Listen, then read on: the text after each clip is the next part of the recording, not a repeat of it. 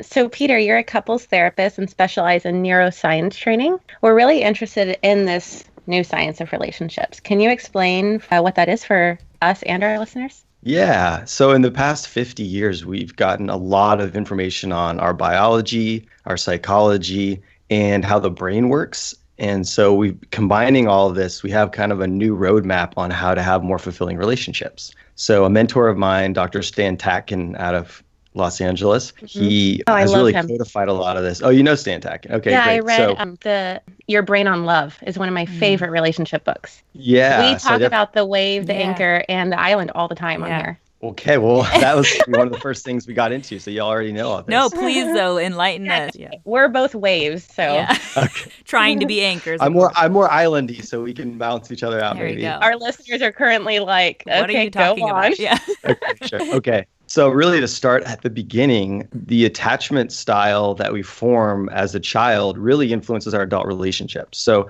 by attachment style, I mean the way our primary caregivers attended to us at our earliest years. This forms a map of our relational self that we unconsciously use as a filter for all of our relationships. And so it's really powerful to understand what our relational map is in a way that can help us have more understanding of how to work with our own needs and how to work with our partner's needs. So if I can explain a little bit about the attachment styles. We'd love it, yeah. So John Bowlby did this study in the 50s of having mothers and their babies and then having their young child, the mother would leave the room and then the baby would still play or cry for a while and then play and then the mother would come back. And what they found is there's 4 different types of attachment style. The first one's secure, meaning that the child basically cried a little bit when the mom left, but when the mom came back, baby's happy, everything's fine. I'm secure knowing that my mom, my primary caregiver, will be there for me consistently, and so I can explore the world and feel safe,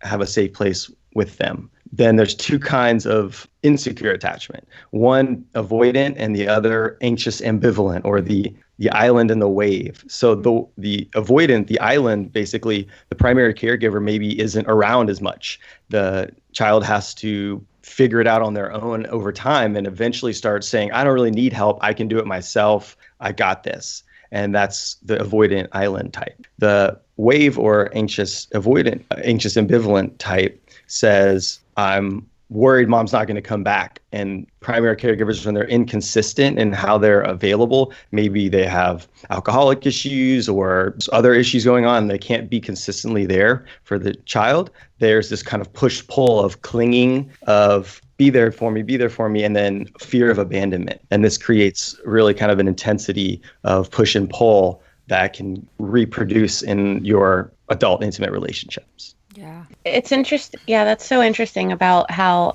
also I tend to notice that a lot of waves end up with islands, and that's just such a tough relationship. That's mine right now. I almost want for the rest of my life to, before like even a first date, to be like, sure, what's your relation? Yeah. What's your, what is this? Good style. Yeah. What is your attachment style? I don't do, you know how most people say like, what's your sign? Yeah. Instead, what's your attachment style? I don't do well with waves. I mean, sorry, I don't do well with islands. I don't know if I've ever dated another I wave. feel like I'd do worse with a wave though. Yeah, because think about it. Like you're both, I don't know. You're both just up and down, and it's like Yeah. where you'd really have to do a lot of work to figure out when you're on the same page and That being a tsunami. emotionally sober setting. So I guess this is answering that question. You just answered this question, but I was going to ask you, what are some ways we can create connection in our relationships? So by figuring out what attachment style is a good starting point, but do you have any other pointers with that? Yeah. So avoidant types, or they call them dismissive as adult attachment styles, are self-regulators, meaning they don't really rely on others for feeling good. And part of that is actually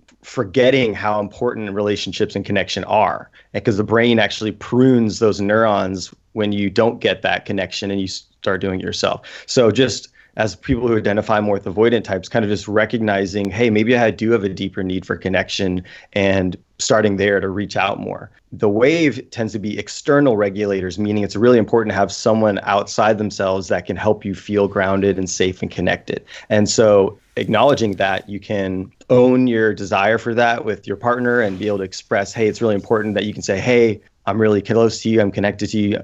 I'm going to go do my thing, but I'm here for you. And really helping create more conscious language around asking for what our needs are based on how we kind of regulate ourselves. So I wanted to share another element of the new science of relationships, which is basically more about how our brain works. So there's Stan Tatkin breaks it down, the primitives and the ambassadors. Are you guys familiar with that? A little bit. Okay, so basically our older brain, the limbic system, our emotional brain we're wired for survival. We made it here to survive through being able to survive. Our brain's scanning danger 3 times a second. Is this danger? And so we have a very delicate threat detection system. And so basically relationships are really hard when we're acting from our more primitive brain, which basically takes less energy, is cheaper in terms of fuel, like we need less glucose and oxygen to fuel our lower brain versus our higher centers of reasoning, which developed over time. You can call the prefrontal cortex the ambassador.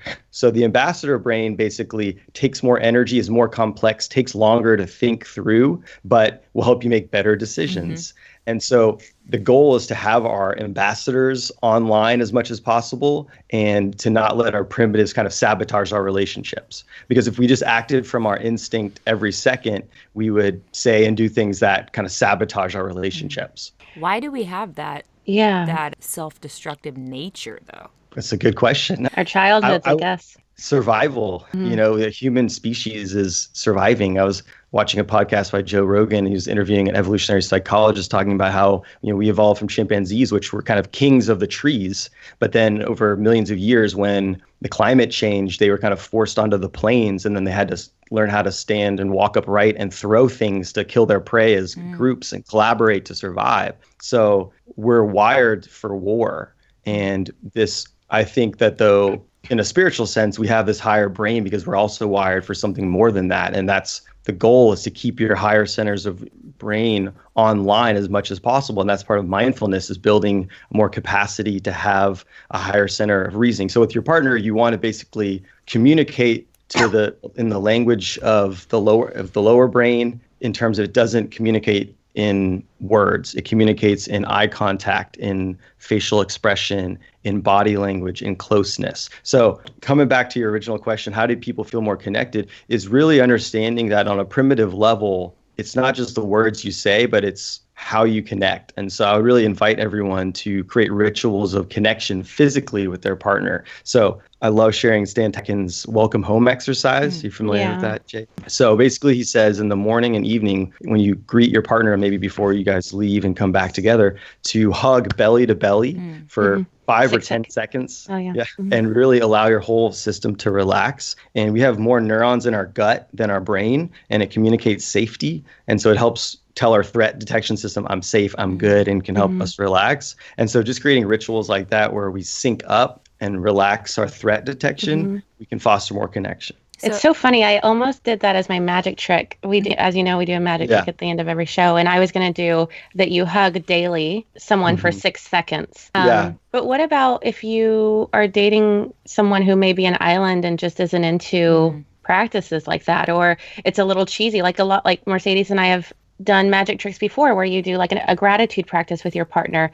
Not all men really want to do that. Not because maybe they don't love the woman, but because it feels forced, or it sounds obligatory, or it's just like it's not for them. So what would you recommend in that situation? Yeah, I think you can't force it, obviously, right? But you can practice ways of feeling more connected. And so I think getting small wins, that if we can be more attuned to each other in a more physical way, which doesn't mean just hugging, that it can feel good for both partners. And so specifically, like in terms of arguing and conflict, because we all fight a lot, and being able to fight well and repair quickly is really the sign of an ideal relationship. And so when you're starting to get into conflict territory with your partner, can you move closer to them? Can you face your body towards them? Can you look them in the eyes? Can you have an expression of kindness or lovingness on your face? Can you speak to them in a tone that can help tell their animal limbic brain that they're okay? And then touch. Obviously, if you're in a really heated conversation, don't touch me, but it's like a porcupine. But knowing that you can kind of preempt those kind of situations as much as possible by knowing the language of the emotional brain. Yeah. So specifically with men or avoidant styles, I think it's just having an honest conversation like, hey, I need that connection more than you do. So I want you to be able to say, hey, let me give you a quick hug, but then I'm going to go do my thing for a while. What's one of your needs? Well, just us saying like, this is one of my needs, like meeting halfway maybe. Yeah. Yeah. And I think if an avoidant person, for example, realizes that they can communicate that they need their own space, but also be able to give the wave a little bit of connection to at the same time. It's just about having more honest conversation that is about connection more. Everyone says, communication is the most important thing, but in the language of the nervous system, connection is the most important thing, feeling safe. Yeah. So I haven't gotten to that point, but that's a really important element of feeling safe. Especially for waves. And I think you did touch on that, or at least to me, it made it pretty apparent when you were talking about the hugging technique, that safety is what you're after, and retraining that lizard brain, that subconscious part of your brain that is where the fight or flight mode comes from and all your anxiety is born out of. Retraining your habit to go into this unsafe observatory, trying to figure out what's coming at you from every angle in every moment, and making it feel safe when you're with the person who you want to share a relationship with, who you want to deepen your relationship with. And then little by little, you just being in proximation, just being in close proximation with that person, you already have this calm feeling come over you. I think we can relate to that with a lot of our mothers, depending on your relationship with your mother. But if you and our friends. Yeah, well, some of our friends, right? Yeah, like the ones that you just feel like they always have your back. But it's so rare with lovers. Yeah. I don't know if I've ever been in a relationship where that type of method in conflict has been welcomed at all. So it sounds like, to me, the word that comes up while you're describing it is, that sounds safe. That sounds warm. Just someone who would be willing to even do the practices with you. Yeah. They would let you just set your hand on them while they're angry. Yeah. I've not experienced that. It sounds awesome. What I also want to ask, what as waves, what would you say we could do to move towards becoming an anchor? Yeah, I think doing personal work, like all of the different things that you guys do, I'm sure, and talk about. And first, just accepting that you have a really strong need for external regulation or someone outside of you helping you feel safe and grounded and connected, and then being able to communicate that need as ideally as possible, and helping your partner understand why that's important to you and how that could be helpful to help them get their goals. Like, hey, if you can be close to me right now for a little while, that can feel good, and then you can go off and do your thing. And so it's really kind of a teamwork, a team effort on being able to have that conversation. Yeah, I think you hit it also when you said finding it in ourselves. That's like something, we had Maddie Moon on, and she said, we're made for connection. She's not someone who preaches like, you're whole, you don't need anyone else. And that really like made me feel good, because I always felt like I had to feel that way, and I never have. I've always felt like I did need someone else, because we're made for connection. But my last plant medicine ceremony, which was just less than a week ago, I think, the whole message, it's my 12th one, and my whole theme was stepping into my inner shaman. And it's interesting because there's a few males in my life that show up in every ceremony. And I was like, where are they? And she said, they're not here. This isn't about them tonight. It's about you. To step into your inner shaman, you need to cultivate your own masculine energy and stop seeking it outside of you. And it sounds so silly, but we went to Home Depot and did all these like manly things. I was like, it sounds so not psychedelic, but being at Home Depot. But it was exactly what you were saying is what I feel like I experienced that night. Just to clarify, you went to Home Depot while you're on your medicine? In my mind. Yeah, what I mean. Okay. Yeah. Yeah. Like, sorry, I should clarify that too. I know you're probably staying fairly in the same place, but yeah. But of course, like everything looked way more beautiful than in, actual. But so that's really cool. I liked how you spelled out what we could do as waves to find places where we're externalizing, like where we're asking external things, including people and maybe addictions or whatever it is in our life that we think we need in order to be whole, or think we need in order to feel better in the moment. because if we can't identify those places, I think we just get stuck in that cycle, and being a wave, I see myself get stuck in the pity party cycle, and then, I float up. Yeah, and especially, we talk about hormones a lot on this show, so according to where my hormones are at that month, but the part that, to me, I hope that people take away from our show, or just from anywhere you can learn new stuff in general, is that knowing is half the battle. Like, if you can just take the time and effort to go, okay, something is an issue here in my own body, and then go, okay, let me research it. Go start sourcing out different places that you can learn about whatever the thing is. And if it's in your relationship, if there's something that you need to suss out in there, go do the research and then figure out how you can apply it to yourself. Because I think that's the first step in not externalizing everything, is actually taking responsibility by doing the research and then applying it to your own life. It's going to take practice and practice and practice in order to actually make your habits change. But the hard thing, though, with that is I have become so obsessed with that and with trying to grow. I think that there are times when I'll stay in a situation that's not good for me, because I'll say, well, I need to change this. Well, I need to change this. And, well, I haven't tried this. And, well, what is this here to teach me? And then I'm just putting myself through hell trying to find seeking the pain. Learn your way out of it. Yeah. When really it's just not a situation that's good for me, So it's hard. You have to really find the line there. I think too, when it comes to another human being involved, you have to take into consideration where their willingness comes into play. Like, are they willing to do it too? What do you think about that, Peter? Yeah.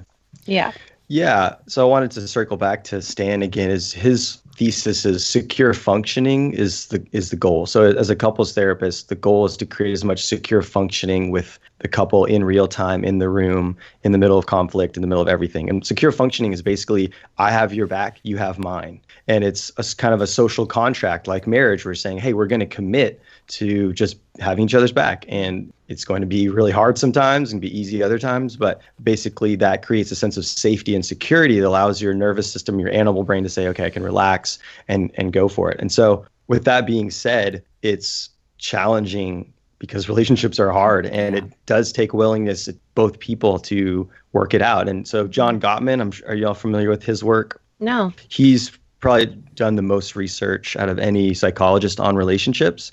And he's famous for kind of being able to predict couples that break up. And so what he found was, sorry. No, relationships are hard. People are annoying. That's Stan's thing. And I just wonder what his first dates are like himself. Hey-yo. So he basically he could watch videos of couples and predict their staying together or not just by what he found were called bids of affection. So there's 3 kinds of ways you can respond to a bid. And a bid is basically like, oh, look, it's sunny outside, or hey, this is really important to me. Anything basically you say with your partner that they can respond to. So they can either turn towards the bid, like, oh, it's sunny, that's great. Or turn against the bid, like, who cares? Or turn away from the bid, basically not respond or kind of mumble or something like that. And so couples that have lasting long-term relationships tend to turn towards each other's bids at a 5-to-1 ratio, like 80% of the time. And so just thinking about that on a micro level is how can you be responsive to your partner as much as possible and have an open conversation about, hey, it really hurts my feelings when you don't respond. Here's how, we can work on that.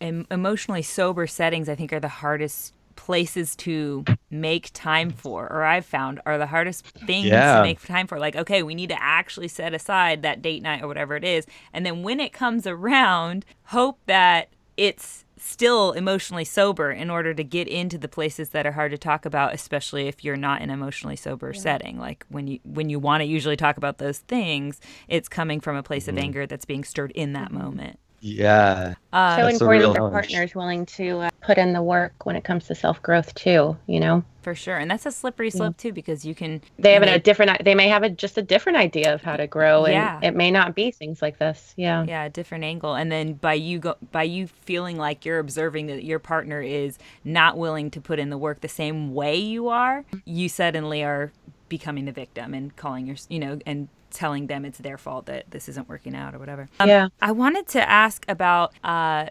actually watched a TED Talk recently, and I wish I remembered the woman's name, but she was basically giving a pitch on how we settle into marriages as a forever contract, and instead to think about them, it might be a more healthy way to think about them as like a 7-year contract or something more reasonable to how our ebb and flows of life and hormone changes and everything goes. And I think that's... I'll give you 7 years. Yeah. No, Yeah. like, 7 years, Yeah. let's like really make a commitment and see what it looks like in 7 years. And then let's reassess. Okay, where are we at? Do we want to move forward together? And so that it's not like this forever thing, because we know that a lot falls apart in a marriage, I think, because people are taking each other for granted.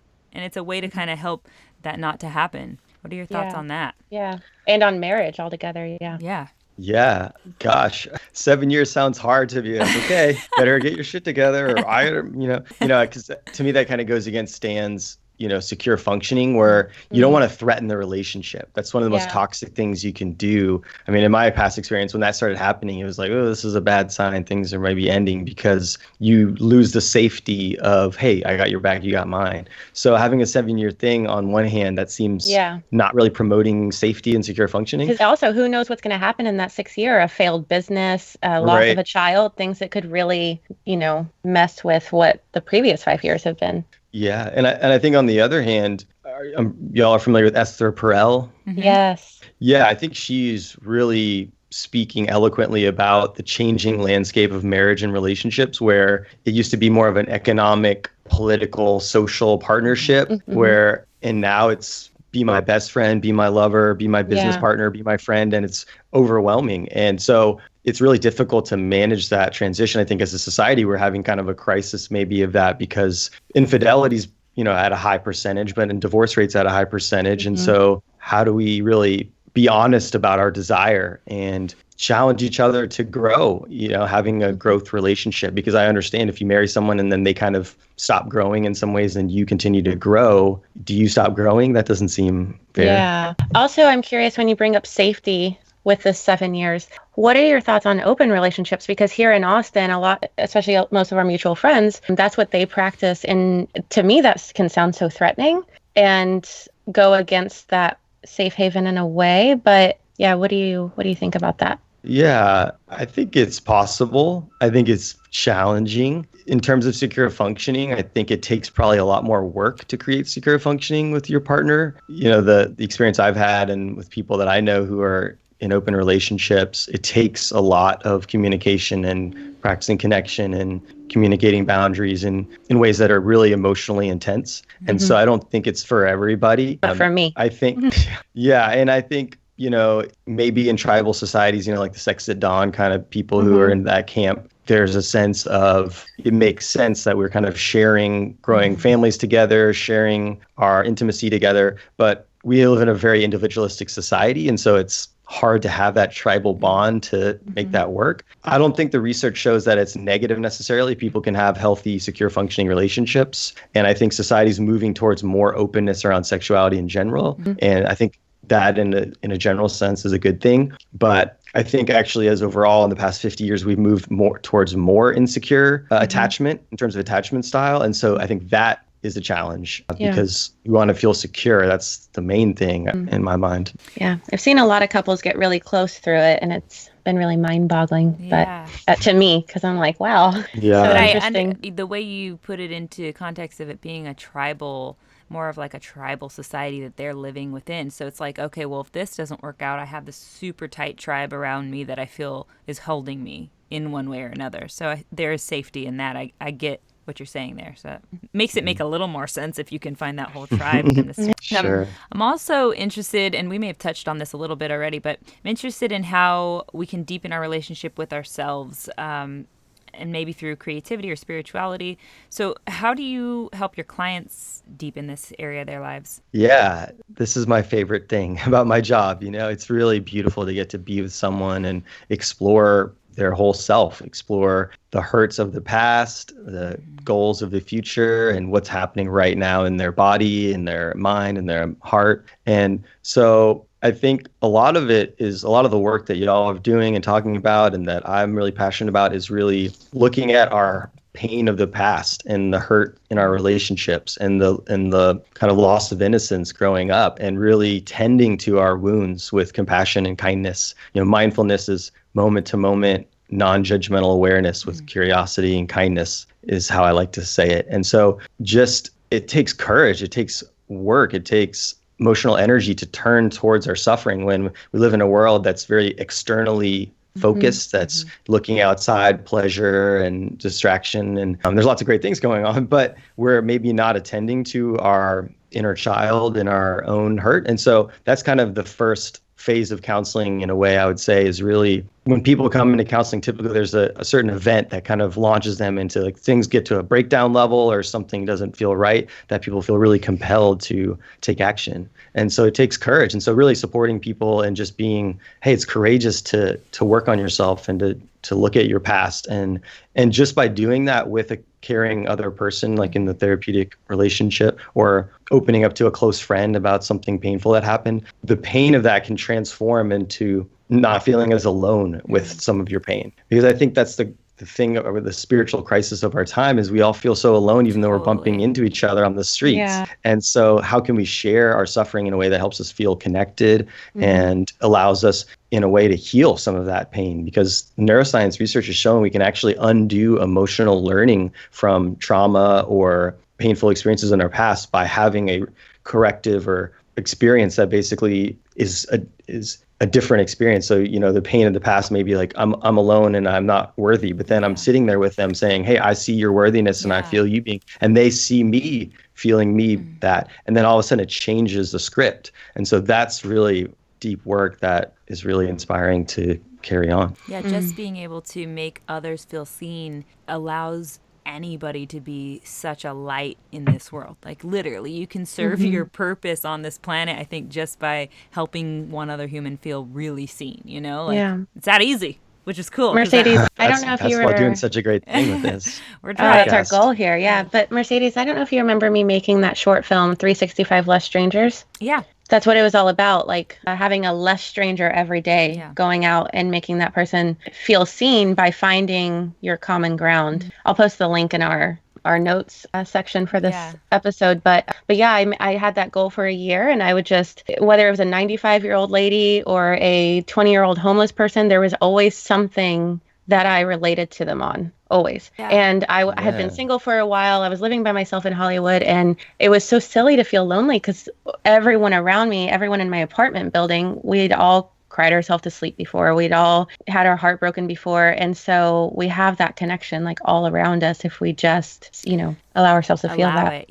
Allow for it. I was going to also mention that because you brought up loneliness, and that's kind of the core issue that many of us are dealing with, maybe all of us, as humans. Even in our relationships, and in our relationships. And maybe you as an island can, I'll ask you to You're an island? Yeah. I like to think I'm secure, but I'm realizing, like, there's some island in there. I thought that's what he said in the beginning. I wasn't calling you out. Okay. It's all good. I would have guessed you were an anchor. No. I'm an anchor. Come on. Some people say they're anchors, and I'm like, I feel like if you're an anchor, you can't even brag about it that way. You just have to be like, I don't know, I might tend to be. Anyway, so you're like, Tom would call himself a wave, but we'd probably call him an anchor. Yeah. It was amazing. It's an amazing podcast. Thank you. I'm going to volunteer with him this weekend at St. Jude's. I'm really looking forward to it. His dad started that hospital, so. Take some footage. Let's put it on the Magic Hour story, please. Okay. So I wanted to speak to that. And one kind of psychological concept I think is helpful is there's an internal locus of control versus external locus of control. So people who tend to have more of an externally defined sense of self, like I'm my car, I'm my relationship, I'm my house, I'm my status, they tend to be less happy versus an internal locus of control. Like I have a certain set of values. I love myself as I am. I kind of navigate through the world based on my intuition and my own instinct. And so I think for avoidant or dismissive types, or just for anyone, of really coming home to yourself and looking within is kind of the step one of the spiritual path of examining yourself and turning in and quieting from all the external noises and developing your own compass. And that's challenging, but it's the kind of the hero's journey of a lifetime is to really develop. Yeah, totally agree. I'm curious, as a relationship counselor, how the women you date, how that makes them feel. Like, is it intimidating or is it comforting? Because it could be comforting, like, oh, well, he's going to really work with me here on conflict, or it could be intimidating because it's like, he knows so much more than me on how, or annoying. Yeah, I think it varies. I think overall people want to have healthy relationships and feel connected and be able to talk about their feelings and have a balance of masculine and feminine. I think that's what I aspire to, is being really in touch with my feminine essence, which is my emotions. Can I notice what I'm feeling and express it and not feel ashamed about it? And can I be powerful? Like, this is what I want and this is where I'm going and this is my purpose, and having a balance of that. So I think people attract people who are at different stages. My last relationship was really challenging. And I think I was learning some lessons about myself of kind of confronting my more avoidant nature of avoiding conflict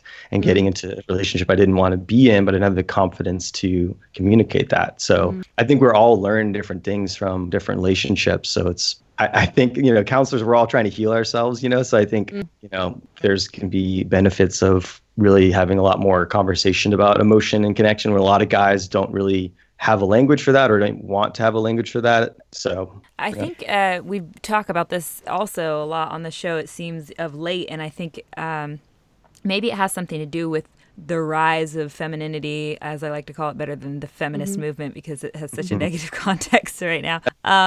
When you talk about finding a balance, in your own yin yang and your own masculine and female energies, and being able to, as Maddie Moon would put it, be energetically agile, so like move between the omega and the alpha. Do you teach your clients anything as far as practices to do that in order to help them in that area? Yeah, so I've taught a couple workshops on conscious relationships. That's how I found you. Yeah, and those were really fun and really inspiring. We had kind of an open conversation about masculinity and femininity, so it was really interesting to hear what everyone had to say. And there was a balance of couples and a lot of women, but there was a lot of guys. I was really happy with that. Good. But what Jen Turner, as a yoga teacher at Black Swan, I partnered with it. And what we did is listed traditional qualities associated with kind of divine masculine or healthy masculine and feminine, and then potentially kind of destructive qualities of both of those elements, and ask people to circle the ones that they identified with and then star the ones that they aspired to embody. And I think this helped people realize, like, oh, I'm really in touch with my masculine or my feminine, or not, or have kind of just opening up a conversation about, what is your relationship with the feminine? What is your relationship with the masculine? And that all of a sudden, just all of this energy starts flowing through, because that's, from the unity comes the duality. And so we're a constant tension of opposites, and being able to harmonize and integrate these opposites is kind of our goal of being an integrated, spiritual, loving person. Yeah. That's so beautifully said. I really like that. We're going to use that as a clip for Thank you. something. Go ahead. I was just going to say, just on that I know it's a lot easier said than done to jump into this balance, of masculine, feminine energy. But if any guys are listening, which I know they are, if you can, genuinely go into the work of finding that type of balance and then really exploring it, I think it's going to not only attract women to you, just like on the universal level of just your vibration is going to attract, more females to you because you're more balanced, but you're just going to have a better life overall. And of course, all your relationships. That's what I was going to say. You're not going to regret any of this. Yeah, because I think all of this that makes you uncomfortable, you're not going to regret it. Yeah. Right now, females, like I was saying with the feminist movement, a lot of masculine energy is coming from that, which is kind of weird. But that idea of us, we are women, we can, hear us roar or whatever. We can do it. Yeah, and so females are embodying a lot of masculine energy right now. They're finding a better balance, and some are going too extreme, of course, but that always is going to happen. With men, though, because of whatever our society has told them that femininity means, they're so allergic to it, or they think they're so allergic. They push it away so strongly that then they end up hurting. I mean, it's a self-destructive cycle like we were talking about earlier.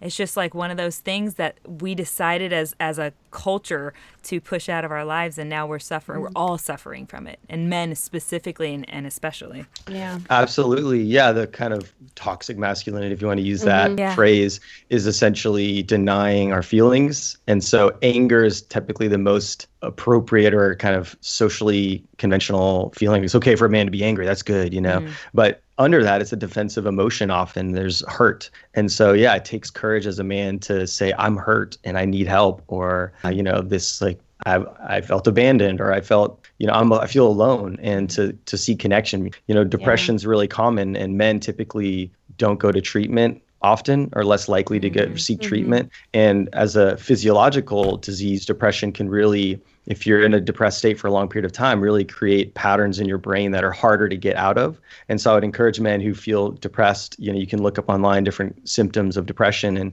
take a risk on going to see a counselor or going to see a psychiatrist and just explore what it'd be like. Because I think the good news is that on the other side of the aloneness and the anger and hurt is more fulfillment, more connection, more coming home to yourself and allowing the full range of emotions to exist so your authentic self can come out. You don't have to give up any masculine energy for that. You can just have more attunement to your emotional life, which will probably make you happier and more successful. Yeah. A lot of people are so scared of admitting that they struggle with anything mental, which can be depression, anxiety. And we have an episode with Jamie Twerkowski on that. If anybody who is struggling with depression, I think you can find comfort in that episode and be able to relate and feel more comfortable with, using those types of words. Yeah, and to your point, Peter, when you get stuck in a cycle of, maybe it be depression or whatever your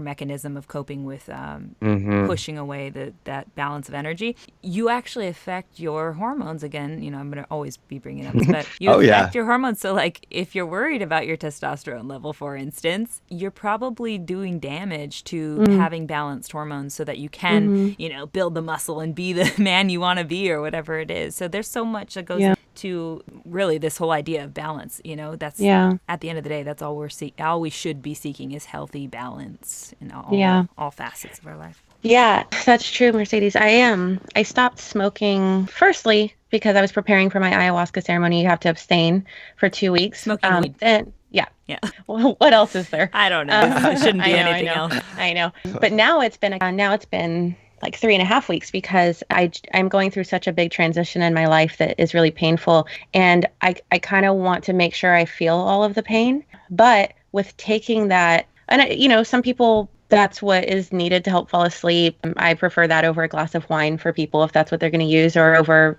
Ambien, whatever.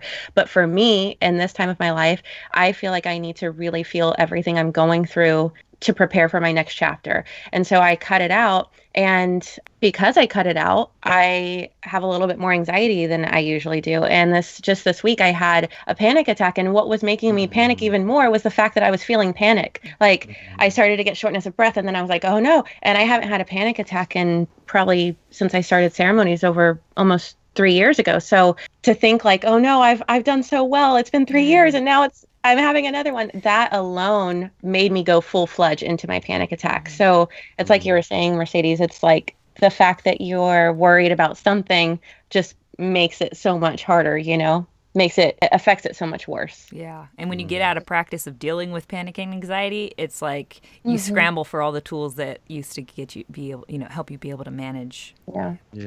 True. So hard segue here. You do sex therapy and study Tantra.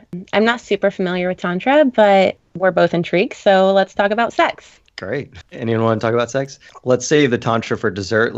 So with sex therapy, it's really interesting to explore because it's really intimate and vulnerable to explore, because our sexuality is such a close part of ourselves. It's kind of a secret, or I don't want to say a secret, taboo. But it's, and in our Western society, sexuality and spirituality are kind of split off, and sexuality is this like guilt sin-ridden thing. And so just being able to talk about our desire, talk about what turns us off, and just having a more honest conversation, that in itself can be really healing for a lot of people. So I think my passion is just for help people have more connection. And if we can share intimacy in really beautiful ways and deepen our connection in an erotic way, that can be very powerful. There's the 6 principles of sexual health. Douglas Harvey coined that. And so I wanted just to mention those as just help people navigate. It's kind of obvious in a way, but I think it's a good springboard for conversation with your partner if you felt like bringing it up. Number one is consent. Number two is non-exploitation. Number three is prevention of STIs or unintended pregnancy.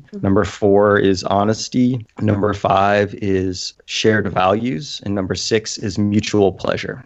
And so having a conversation about that, because a lot of times it's one-sided in terms of giving and receiving pleasure, and having an honest conversation about how to work through that can be really healing. Yeah, I love that. I know for me, once the connection is gone, in all my relationships, once the connection was gone, my sex drive was gone. Once it was no longer a safe place, my sex drive was gone. And, it's kind of like, once that's gone, once they're both gone, it's like, where do you go from there? It's kind of hard to it's almost like you need the sex drive to bring the connection back for a lot of people. But for me, it was the opposite. Yeah. I was just going to, you started that off by saying that our culture is, we see sex as something that's taboo, that's shameful, that's covered in sin and all these things. Yeah. So what do you think that originates from? I mean, is it like religion that started that out for us? Where are we at currently?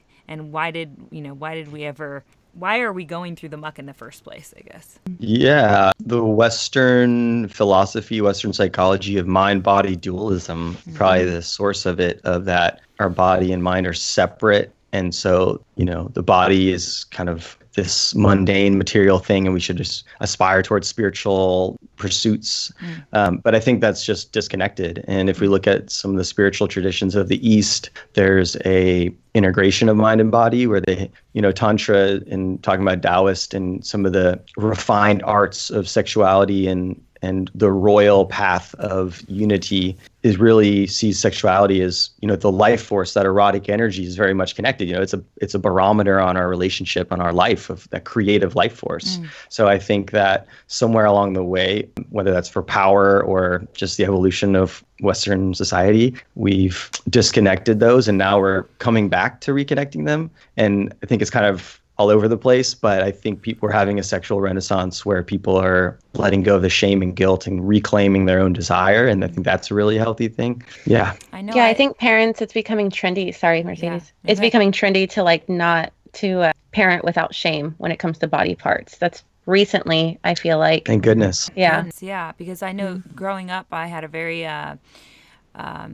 Catholic upbringing, and I lived in my grandparents' home who they were very Catholic, and my underlying issue always seems to come back to shame. That's I was brought up with shame, and a lot of it is around sexuality. So I know that has to be a deep wound for many. Of course, we live in, like you're saying, a culture that, especially with the religions that we're all brought up in, where that can be something that's really hard to get through. So I'm glad to hear that new parents are breaking that mold. It's interesting that my birth dad wasn't around, but my mom was a very hated sex talk. Like, one of her boyfriends bought me my first bras. Like, I had to talk to someone else when I started my cycle. Like, we couldn't bring up anything.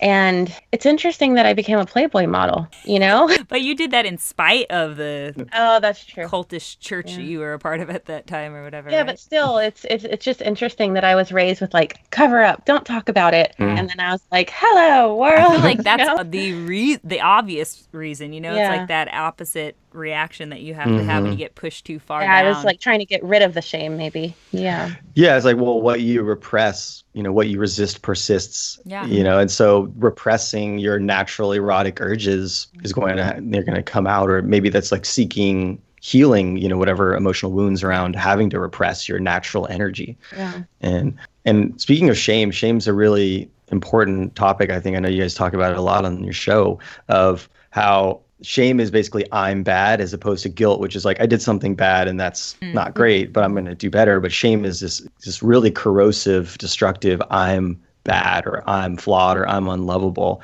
And the antidote to shame is connection, or sharing your shame. You take the shame away when you talk about it. Yeah. Exactly. It's just bringing it to light. And so whether we're talking about sex or we're talking about relationships, being able to talk about what previously was not talked about brings to light new energy. And whether that goes well or not that well, the challenge is, can we have a more honest conversation about our desire? Like, can we write a list of things that turn us on and the things that turn us off? And can we talk to our partner about that in a way that can foster more, shared values around mutual pleasure and connection? Yeah. I like that. And I just, thought of this sentence that I feel needs to be uttered, that shame is not truth. So like, if you're listening to this and like me, you have this shame-based idea that's, affected you your whole life probably, and maybe it's subconscious at this point, maybe this podcast will make you realize it, but shame is not truth. Like, it is just the truth that you are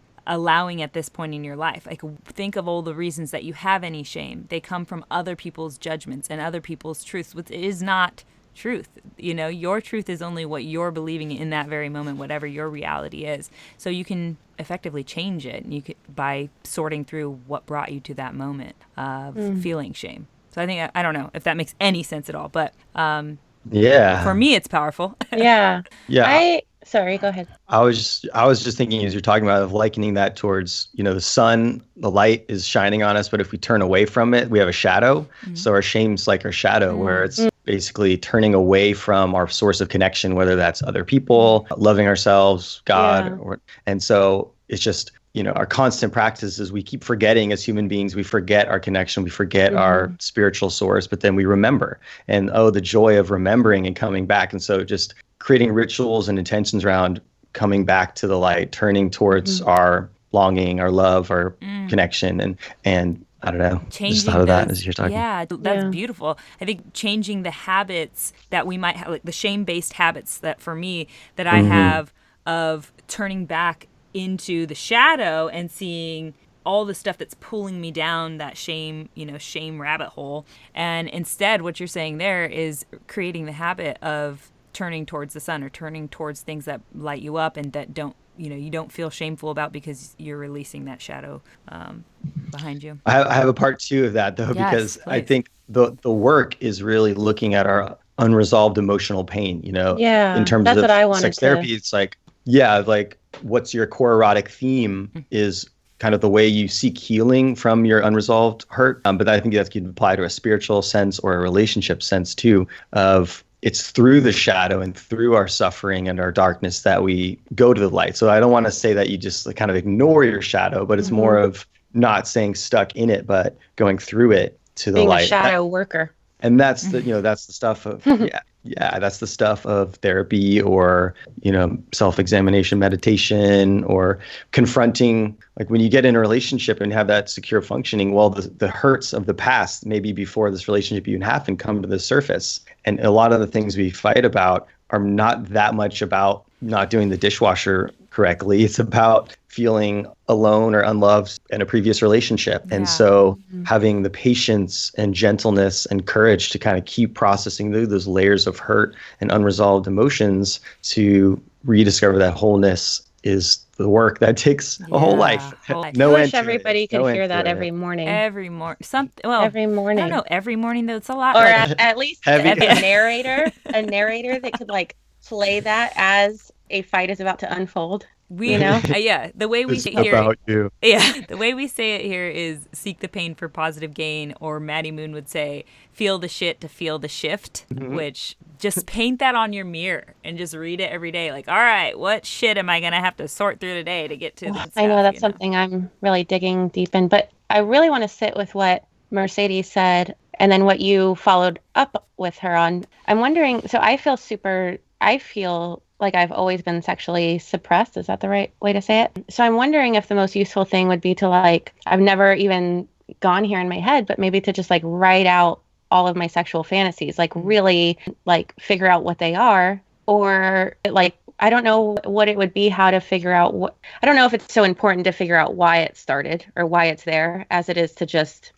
try to get out of it. But maybe is that a good tool, or what tools would you recommend for someone who does feel sexually suppressed, or maybe just doesn't feel sexy to their partner, so needs to find that in themselves, I guess. Yeah, it's kind of a two-part answer to that. Yeah. First is The Erotic Mind by Jack Morin is an amazing book on sex therapy or sex healing, and is written for anyone to read. So if you're inspired to explore that, that's a great place to start. And he talks about writing a couple of your peak turn on, like most exciting sexual experiences of your life, and writing about them and seeing what kind of themes emerge. And he basically posits that there's probably something around the unresolved emotional hurt of your childhood is playing out through them to kind of be re-experienced in a healing way. Oh, that's and interesting. And then the second part, so just exploring, what does really turn you on, what fantasies do you have, what are your most exciting sexual experiences, to see what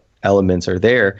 Also, in terms of feeling sexy for your partner, I mean, really that's loving yourself and finding the beauty in your own self. And the question, like, are you seductive to yourself, and creating that kind of sweetness and gentle eroticism of just loving yourself. And I don't mean like in the super narcissistic way, but just, like, look in the mirror and have kind thoughts. So in Tantra, there's one exercise where you close your eyes in front of a mirror. You do it naked or not, and slowly open your eyes and see what are the first thoughts that come to mind. Like, oh, you look tired, or, or, oh, I'm beautiful. And really see if you can speak to those thoughts that come up in a loving way. And over time, really, when you open your eyes, have the first things be more kind and loving to yourself. And obviously that takes a lifetime of practice too. Yeah. When we're talking about fantasies, so it just brought to mind, when people have rape fantasies, what is that type of direction your mind is going, usually pointing towards maybe in your childhood? Yeah, it could be a lot of things. Jack Morin in that book talks about there's 4 pillars of eroticism, of what longing and anticipation, violating prohibitions, searching for power. And then the 4th one is, I forgot. So, I think there's a power element. And again, like with masculine, feminine, the feminine is receptive and letting go and surrendering. And so on some level, there's a deep surrender in that. I'm not condoning that, totally. But I'm saying like the naturalness of that fantasy is in some way a surrender of just being able to be taken by the masculine, or just like be able to surrender at a deeper level. So yeah, and in terms of like in the past, there's probably some emotional hurt, that we all have emotional hurt, though we're all kind of fall from innocence and coming back to our wholeness. And so that's just one way. And just there's a lot of energy around it, writing about, what specifically turns you on, what are the themes of experiences that you've fantasized about over time, to see kind of the clues of what is longing for healing. Yeah. But I think it's a natural power dynamic. And yeah. Does that make sense? Totally. Yeah. I like all that. So you said save Tantra for the dessert. Now that we've eaten. Okay, it's dessert. Chocolate cake. What I love about Tantra, and that word is such a buzzword, people can mean 1,000 different things. And so my understanding, I want to recommend this book that really changed my life. I've been reading for like 8 years, called Sexual Secrets, The Alchemy of Ecstasy. And that, don't let the title fool you. It's really about the spirituality of the East over the past 2,000 years that really refined the Renaissance human of integrating masculine and feminine and being the art of lovemaking, because it wasn't the guilt and shame in some of those cultures in India and Tibet and China, where the royalty and kind of the royal court at least guarded these secrets of vitality and sexuality. And so Tantra to me is that there's an inherent oneness, that we come from oneness and that we're returning to oneness, and that we are born into separation in order to rediscover how amazing it is to realize the vastness of the infinite love that we come from and are always returning to.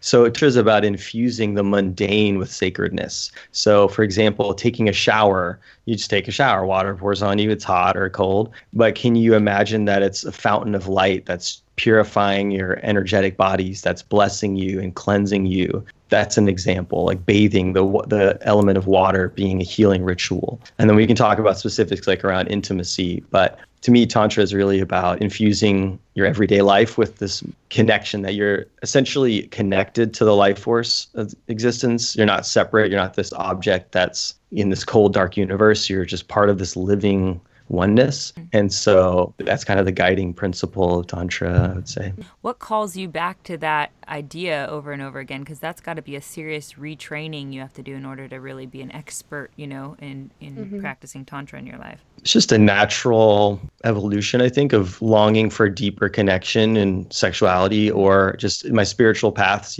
My spiritual path is Sufi, and I grew up Catholic, recovering Catholic. So I love Christian mysticism. I think you guys have mentioned Richard Rohr. I love his work. He's a Christian mystic, and he's talks almost like Rumi or something. And I love Ted Decker. It was probably Tom Shadyac saying something mystical of his. Yeah. Yeah. So, forget about the word Tantra and all the baggage of whatever that means. I think it's just about how can you bring more connection into your life, into the mundane, and how can you infuse sexuality with ritual. And one kind of story I love that some psychologist was talking about, certain birds have this mating ritual where there's 50 levels of kind of consent of dancing closer before they make love. I love that. Wow. And to me, that changed the way I saw intimacy, instead of because as guys were kind of get the clothes off, get in there, just it's slow down, and not being attached to the outcome, which is difficult, but being able to just be with each layer and be really present, creating an environment. Dr. Charlie Glickman's an amazing sex therapist. I got to do a training with him, and he talks about the 3 elements of an erotic experience are the container, attunement, and attention. So the container is the context. What is the atmosphere? Is it nice lighting? Is there nice music? It's relaxing. Are there beautiful colors? Are there beautiful textures? And can you create an environment that allows you to relax and feel safe? And then attunement, how connected are you paying attention to your partner, and how much attention do you have focus? So kind of just creating an atmosphere of connection and ritualizing the beauty of moving closer without being attached to getting to an endpoint. That's pretty hard to do, especially if, you haven't had a sexual experience in a while and you're just gunning for it or whatever. But I think it's desirable to get to a point where you can just peel away the layers as they naturally peel away, and there's a deeper connection that can cultivate from that. Yeah, I like that vision of the birds doing that courting. And the way that I'm hearing it, because this is my first time really delving into Tantra at all, is that, like we were talking about really early in this episode, that the lizard brain is what helps to create the container, so to speak, or put into motion, especially males think, okay, I have to have the house, I have to have the car, I have to have all these things that create the safety of the moment so that the girl will come and be receptive. And then the conscious brain kind of embodies this other, maybe it's like left brain, right brain almost too, where it encompasses the more creative side that you are going to experience something consciously with another person, and that you need to be compassionate and come with that kind of love in that circumstance. And you have to have both. You have to have the basics, the masculine, the container, and you have to have this creative, conscious, compassionate side or feminine side to make it a connection that's really deep, I guess, the way that you're describing it. But that's how it sounds to me. Yeah, sounds like great. A dream come true, right? Doesn't it? But it sounds like work too. Yeah, it does. Unless I feel like though it could be just natural when with someone who is practicing consciousness in other parts of their life. Yeah, exactly. Yeah. This isn't that related, and I know I keep bringing up my ceremonies, but I keep meaning to look into birds, because every ceremony I've had in the last year has involved birds. Oh. My wings were clipped, and my shaman is so in tune with my needs. And I've brought this up before. He didn't even know that I was a clipped winged bird, but he came with bird feathers and took the clips off my wings, and then I was able to fly, even though I was really sore for a while. Then my last 2 ceremonies, I was crying so hard. I was doing ancestral work and I was crying so hard, and he came and put a bunch of tissue in my hand, and I was like, why did he give me this dead bird? Because I thought it was a dead bird. And so I was weeping over this dead bird. And then this last one, I was inside an owl, holding a dead owl carcass to my heart, letting it heal my heart. So all these dead birds have been themes. The owl, right? But it's been different birds every time. The dead one was like a white dove, and the one when I was clipped, it was a colorful bird. So every time it's been a different bird, but they've all been either injured or dead, or it's been really interesting. And I keep meaning to look into that. Yeah. So this is my reminder to myself when I'm editing this episode. Yeah. Well, that's connected to something about in Tantra, there's a central philosophy that there's a transcendental element of sexuality where we can have an experience of the oneness that can transcend the material plane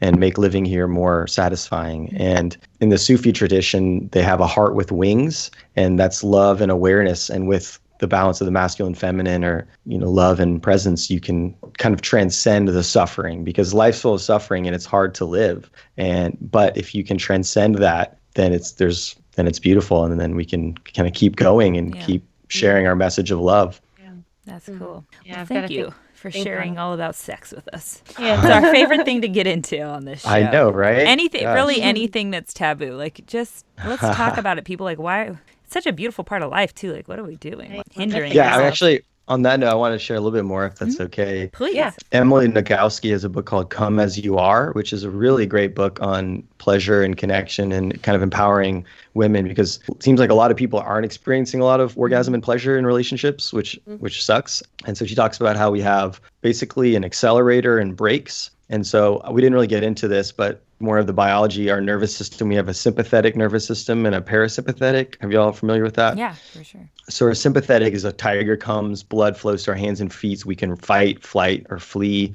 or freeze. And then tiger goes away. Our parasympathetic comes on, we relax. Blood flow goes to our stomach so we can rest and digest. And so it's important to know what turns you on so you can kind of know what can hit your accelerator, your gas pedal. So again, like we were talking about earlier, writing a list of what turns you on can help you get more attuned to that for yourself, for your own pleasure, and for helping your partner pleasure you. And then the breaks are kind of unresolved emotional stressors. So especially for women, there's maybe a lot of them that really prevent a lot of pleasure. So whether that's a conversation that you feel like you need to have but haven't had with your partner, or just there hasn't been a nice 50 dances of seduction to help you relax and feel kind of take the brakes off. And so in sex therapy literature, they say you want to takes about 20 minutes to warm up fully to be able to have penetration. And so obviously you can get to it sooner than that, but just encouraging men and kind of take the time to get the juices flowing fully and to get the brakes off so that there can be more pleasure. And then, obviously, like the clitoris, 70% of women orgasm much easier with that. And so for all the guys, please focus on that for your partner's pleasure. Yeah, that's the only way for me. The only way, actually. Yeah. So I think just having that idea of what gets the gas going and what takes the brakes off can be really helpful, in having honest conversations about how to improve your sex life. Did you say 50 minutes? 50? No, 20. Oh, 20. I don't know. Yeah, I don't know how many can wait that long. I think that's pretty accurate too. On average, I can only obviously speak for myself, but I think that maybe the way to phrase it for men to understand what we're trying to ask them here is Mercedes just rolled her eyes. Is to say that it takes 20 minutes for the female to be in a place where she wants to receive. Brain. Yeah. Yes. Like, and brain and body connection. So like for the vagina to like get to a place where it's lubricated enough and opening enough that it wants to receive something. God, I know. So I think that's an important point, because every man obviously is looking forward to rushing things, but yeah, and then it's really not great for us. Yeah, I mean, you get into it, but you get into it 20 minutes later if you know what I mean? Like, think about that for a minute. Like, we all just need to get on the same page. It's interesting that it's like that with a partner, and it's different when we're by ourselves though, right? Because it's like we start off already. It's like we got in the mood, and that's what caused us to be in this place by ourselves, and then with a partner, it takes so much longer. It's interesting how it takes longer just with somebody else. Yeah. Okay. So this is kind of a side note, but because we were talking about the clitoris, it just came to mind that Tim Ferriss in, I believe his book, The 4-Hour Body, talks about the 15-minute orgasm that he did his own science experiment, on his girlfriend or whatever at the time to figure this out, and then researched with a bunch of people. And he explains how to do that, and so that he'll continue to have amazing sales on his book. I'm not going to tell you how to do it. You have to go look at the 4-hour. Tim, we love you. But Peter, do you have any insight into how to extend orgasm, essentially? That's a great question. Yeah. So in Tantra, men and women can both have multiple orgasms, and I've had the joy of having multiple orgasms myself. And I think seeing sex as less about the intensity and novelty and kind of the physical element, but more of the emotional element of letting go or kind of giving your fullness to your partner in the masculine sense, and then receiving fully can expand your consciousness while you're having sex. And that can lead to deeper states of bliss, just practicing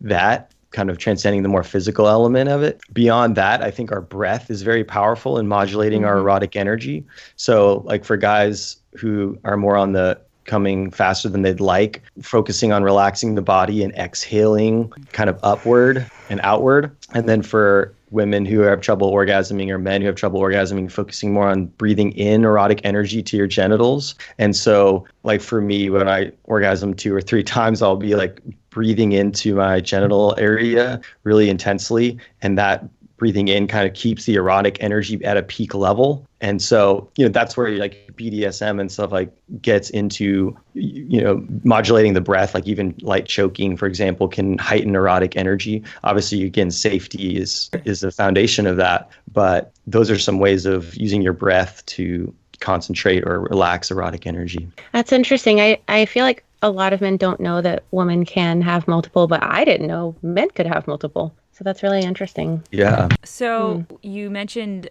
embodying for men, embodying the masculine fully, or for women, embodying the female energy fully and the feminine energy fully when, having a sexual encounter. This might be a stupid question, but I don't think there are any stupid questions. Whatever, bring it on. Editing power. Yeah, totally. Is it always how do I want to word this? Is embodying whatever energy you identify with more during your sexual encounter the way to enhance the experience for yourself? Or does it, you know what I'm saying? Does that make sense what I'm saying? Like embody one. So like if I'm a female, is embodying my most feminine self during intercourse going to heighten my experience? Not necessarily. In Tantra, exploration is the main thing, presence and exploration. So they encourage flipping the script, taking turns with the masculine and feminine energy. And again, just naturally, you don't have to force anything. But, sometimes like women like to, be on top or be more empowered in a sexual dynamic. And that can be really exciting for both partners, and then switching and kind of surrendering. And so I think the spontaneity of it is really important. Of just presence takes energy, but just being like noticing what you're feeling from head to toe and to your fingertips, and noticing how you're feeling and being really present to your body and your emotion and your partner, and then being in the spontaneous adventure of the erotic experience. Having a goal outcome tends to shut down eroticism, because there's something erotic is just like a fountain of energy flowing. It's our psychic energy of vitality. And so we want to just get it flowing and follow the course of it. So I think setting intentions before sexual experience can deepen the experience of like, I really want to let go. And so, surrendering into your feminine essence. But it's not like you can just try really hard, I'm going to surrender, and then it works. I think it's just about exploring and experimenting. Yeah, that totally answered the question. So I was going to also ask that with your clients, maybe you've seen this or not, but when we have weird kinks as humans, because we know that there are some real extreme fetishes, and those likely became a part of that person's life because of whatever happened in their childhood. They probably have all this stuff that has brought that to be their fantasy, or however they experience sexual pleasure. As you release those things in your life, like as you go through those dark places, or as you go through the hurdles of what's built up in your mind that you need to work through, do those fantasies often diminish? I'm not really sure. I would guess that they do. I wouldn't say diminish. I would say that they change. I think, like going back to our core erotic theme, is essentially built on our unconscious longing to heal unresolved emotional issues. And so I don't think every fetish is like an unresolved hurt. It could be just like one of your first erotic experiences being something with someone's feet or a certain body part, and then there's almost this obsession with it. I think that's just a way maybe that our erotic energy had to channeled through, not necessarily because we were hurt or something like that. So I think some fetishes are just the natural full range of human desire and experience, and that they don't need to like go away. But I think probably as we grow, our fetishes and desires will change. Yeah. Is that a fair answer? Yeah, totally. Any answer is good. Okay, cool.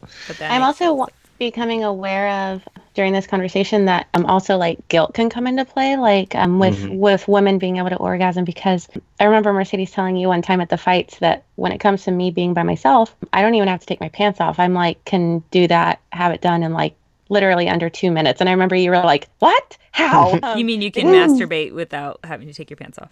And reach climax like real easy. I'm by myself, but with a man it takes me probably 10 to 15 minutes, and I know in my mind, because I can only get there with a man usually through oral, and I think that I start to get, after 10 minutes I start to think, getting caught up in like that I'm taking too long, and like feeling guilty that he's like having this hard, and I think that I get so caught up in that I either end up it not being as strong, or it's not able to be multiple, or I just like let it act like it happened, so that, out of guilt. Wrap it up. So I think for me, a lot of guilt comes into play with like letting someone give to you. I feel that way too, dependent on the, through my relationships, dependent on the partner, because some couldn't barely hold themselves from having an orgasm while they were giving me oral. So like, then you feel like, oh, well, this is exciting for them. Like they love this. So then you feel really, and those are who I was most sexually connected with and had the best, sexual experiences with. So I think it just depends on the person, and how giving they are. Yeah. Yeah. Yeah, there's just a unique alchemy with everyone. And again, just knowing our own desires and being able to claim them, like, hey, here's how you can help turn me on, and being able to ask for what we want. And there's exercises that you can do. It's called the 3-minute game. You can Google, where you practice on the forearm first of touching someone's arm, and practice basically saying like, move your hand, put your hand back. And you're just being able to voice, like, especially for women, voicing like, I don't like that, more of that, less of that, can be hard or weird or scary. And so practicing having more confidence in communicating in real time can really deepen connection and pleasure. And Ooh, I love that magic trick. That's your magic trick. Well, he's already mentioned like 5. I know, but that one's like a 3-minute game. That's so great. Tricks. Yeah. Andy's like a human library. Right. So, okay. Enough about sex, but I'm sure we'll get back into it before this episode's over. So I've been recently more and more interested in eating psychology, intuitive eating, and I've tried about a zillion diets out there, and just really as a human guinea pig more than anything else. I'm not really trying to lose weight, just because my digestive system has always been a big issue for me. So you are an eating psychology expert, and I want to know how this kind of plays into everything we've discussed so far when it comes to relationships and our relationship with food. Yeah, and not surprisingly, it's very similar. Mark David is my mentor in eating psychology. He has the Institute for the Psychology of Eating you can look up. He's got a ton of great resources online. And he says eating with awareness is the single best thing you can do to transform your relationship with your body and your health. And it's like, okay, well, what does that mean? Yeah. But it's really about how do you be more present to your cravings, how you eat, why you eat, when you eat, and being more self-aware about those patterns can help you learn more about yourself and change those patterns. If you're not aware of them, then you can't change them. So eating psychology is a lot about looking at the relationship you have with your body and with eating, and less about here's what to eat. So there's 8 or 10 mind-body principles, mind-body nutrition principles, and then there's 10 or so eating psychology principles. So eating psychology principles go through like your relationship with your family, your relationship with your partners, your relationship with money, your relationship with sex, your relationship with spirituality. All these things influence the way you eat, the way you feel about yourself.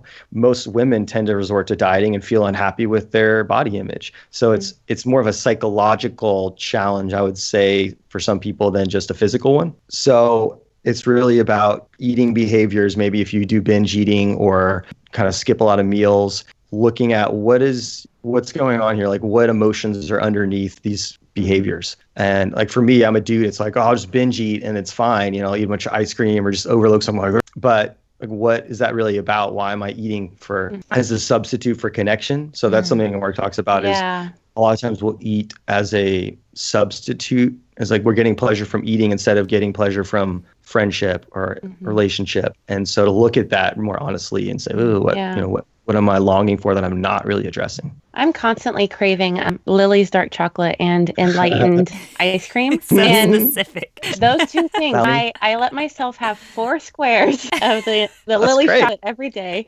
Yeah. And half a pint of the enlightened ice cream twice a week. But I notice I get so freaking happy when I have them, and I think it's comfort. I think I feel like I'm going through such a hard time and I'm so tired, and it's like my reward for making it through the day almost, it's like comfort. Or even a sense of gratitude towards myself. Yeah, like worthiness, like the fact that you made it to, through this week with only eating 4 squares a day and only half a pint twice a week or whatever your thing is. You are like creating a worthiness practice in yourself, which I think can be a slippery slope though. Like that's where I've had some at least they're healthy options for desserts. Yeah, healthy-ish for sure. Healthy-ish. But that's the thing. I think I've been too strenuous when it comes to diet. Like I know I have the type of mentality currently where I can subscribe to a diet and it's going to be like, that is the diet. Like I will not falter. You know really what I mean? do. Yeah. And to a fault, like that, there is a fault in that where I'm brutal to myself. Like that's just not... I'm like, do you have the flu? And you're like, no, it's a new diet. Literally. Whoa.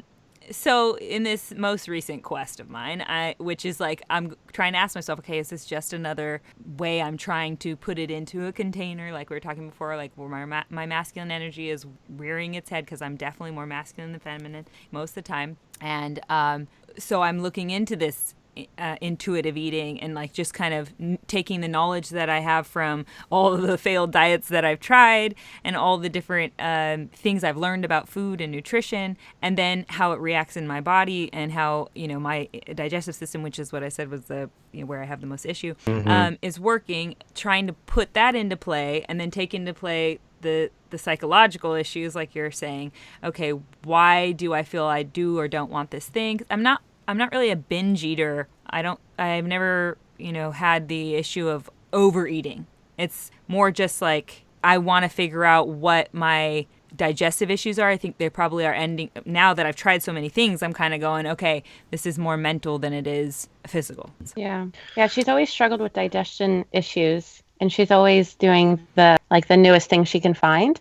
But to me, it's always come into play with like how you struggle, like you say you struggle with being a workaholic. That's like another form of it to me. And then also you're as obsessed with I am with improvement. So it's like you're just, to me, it's those two things I've always seen it as. But I don't know. What do you think, Peter? Yeah. So one of the most surprising things I learned from this training was that when we're in a chronic state of stress, we have up to 4 times less digestive capacity. Wow. So going back to the fight or flight, so chronic stress means we're more in a sympathetic arousal state where our blood flow is going to our hands and feet. And so it's the opposite of going to our gut. And so creating rituals of relaxation and just working on lowering stress in your lifestyle can help get more blood flow to your digestion, which will improve the absorption of nutrients, get more out of them, and improve digestive health. So it's kind of obvious, but to really take that seriously, to taking a few deep breaths before your meals, for example, slowing down your eating speed, and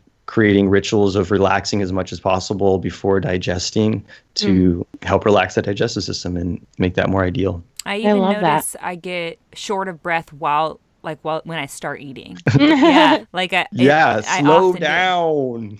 Well, no, I'm not even eating fast. I'm just, really? I just get short of breath. Yeah. And I have to like stop and consciously breathe a bit, and then I'll continue on, and usually I'm fine after that. But the start of my eating, it's like my body is like, we need this or something. And you know what I mean? It's almost like an anemic reaction. It's weird. But I get my blood tested every 4 months and check all my levels and do the whole thing, because we're on this hormone journey that we're taking our listeners along. My cortisol is always high. But yeah, I definitely think I needed to focus more on the mental side of things than anything else at this point.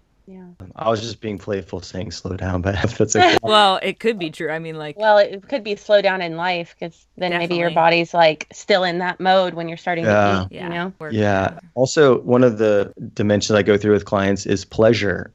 How can you bring more pleasure into your meal? I don't know, just something to think about, because pleasure catalyzes the relaxation response that gets the digestive juices flowing. And, I guess that's the kind of taking deep breaths of just really savoring our meals, because I think, at least speaking for myself, eating on the go a lot and kind of just slamming it down. And if we can slow down and enjoy, we'll digest our food better, get more nutrients, and we'll savor the experience more and enjoy our meals. Yeah, I definitely need to do all those things.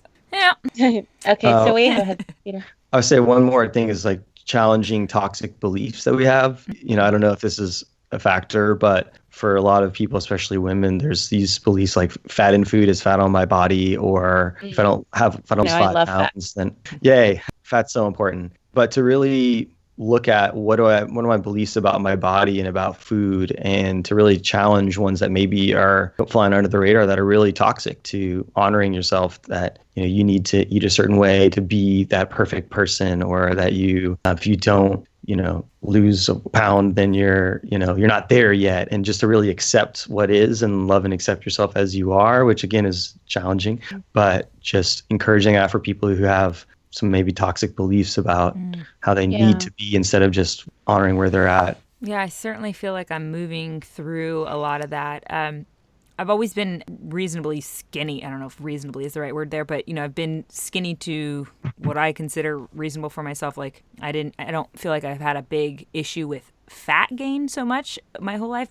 My genetics seem to play that way, like I have a quicker metabolism or whatever the case, but especially in the last, well, I shouldn't say especially, I should say prior to the last year or so, I was a lot harder on myself, as far as wanting to look a certain way, and you compare yourself to everyone on the internet, on Instagram or whatever it is. And in the modeling career that Jade and I are both in, it's really easy to do that. You're working next to women every day that are really in great shape and are doing all different diets and have different, they just have different genetic makeups, and we're all going to be different shapes and sizes to some degree. You always feel like, oh, well, that girl's getting hired for this, or she's getting more likes, or whatever, whatever your thing is that you're finding ways to compare. So I'm sure that plays a big part into my everyday mindset when it comes to food and nutrition with myself and when I look in the mirror. And in this last year, I've really been consciously trying to look into those places and release some of that stuff, like find ways and practices that I can implement into my life to almost like give myself affirmations, and tell myself why.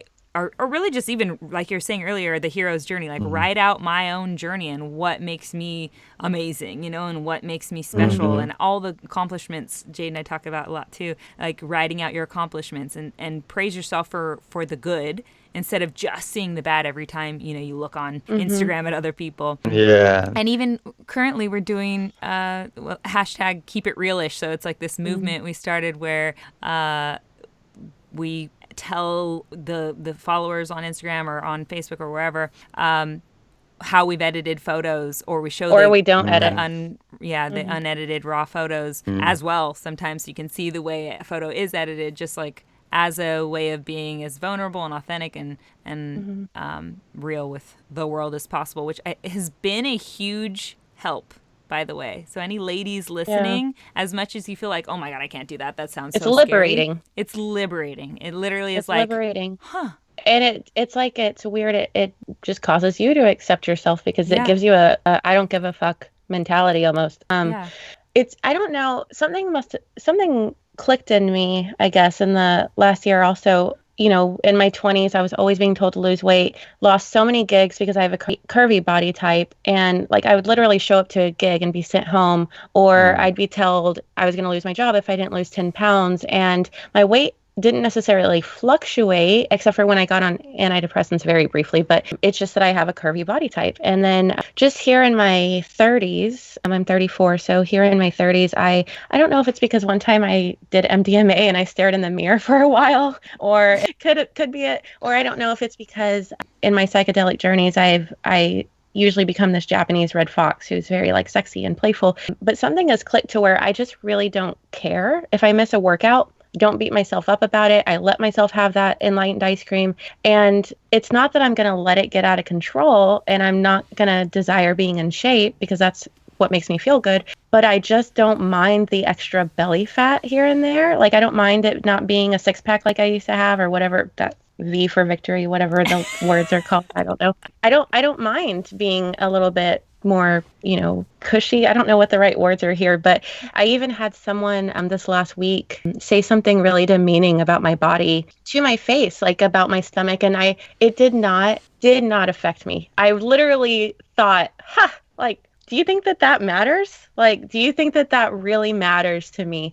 And it did not. I laughed at that type of insult. And I think had that happened in my 20s, I would have later on in that day seen a girl that was more petite and felt down on myself. So something clicked, and I don't know if it's age or the psychedelics, but I think it's something that has, I guess the word again is liberating, has just felt so liberating. And I wish I could pinpoint what it was for a little magic trick, because I really wish we could all just see how beautiful we are. Really. And I wish I could have implemented a lot earlier in life. Like, how many years have we spent in this career, especially just dogging on ourselves, Yeah. Yeah. I want to loop that back to something we shared earlier, and I'm sorry that they said that internal locus of control where you're like, I love myself and I'm good where I'm at. So I'm not going to like let your external negativity all of a sudden disrupt my day. And so that's that self that you had around that, which is nice. Yeah. And I wanted to speak to kind of a more general thing of being versus doing. We live in this hyper masculine society where we're all trying to do the best thing and get the nicer thing, and versus just being with what is and accepting what is. And that sounds kind of almost like woo woo, but I think it's really important.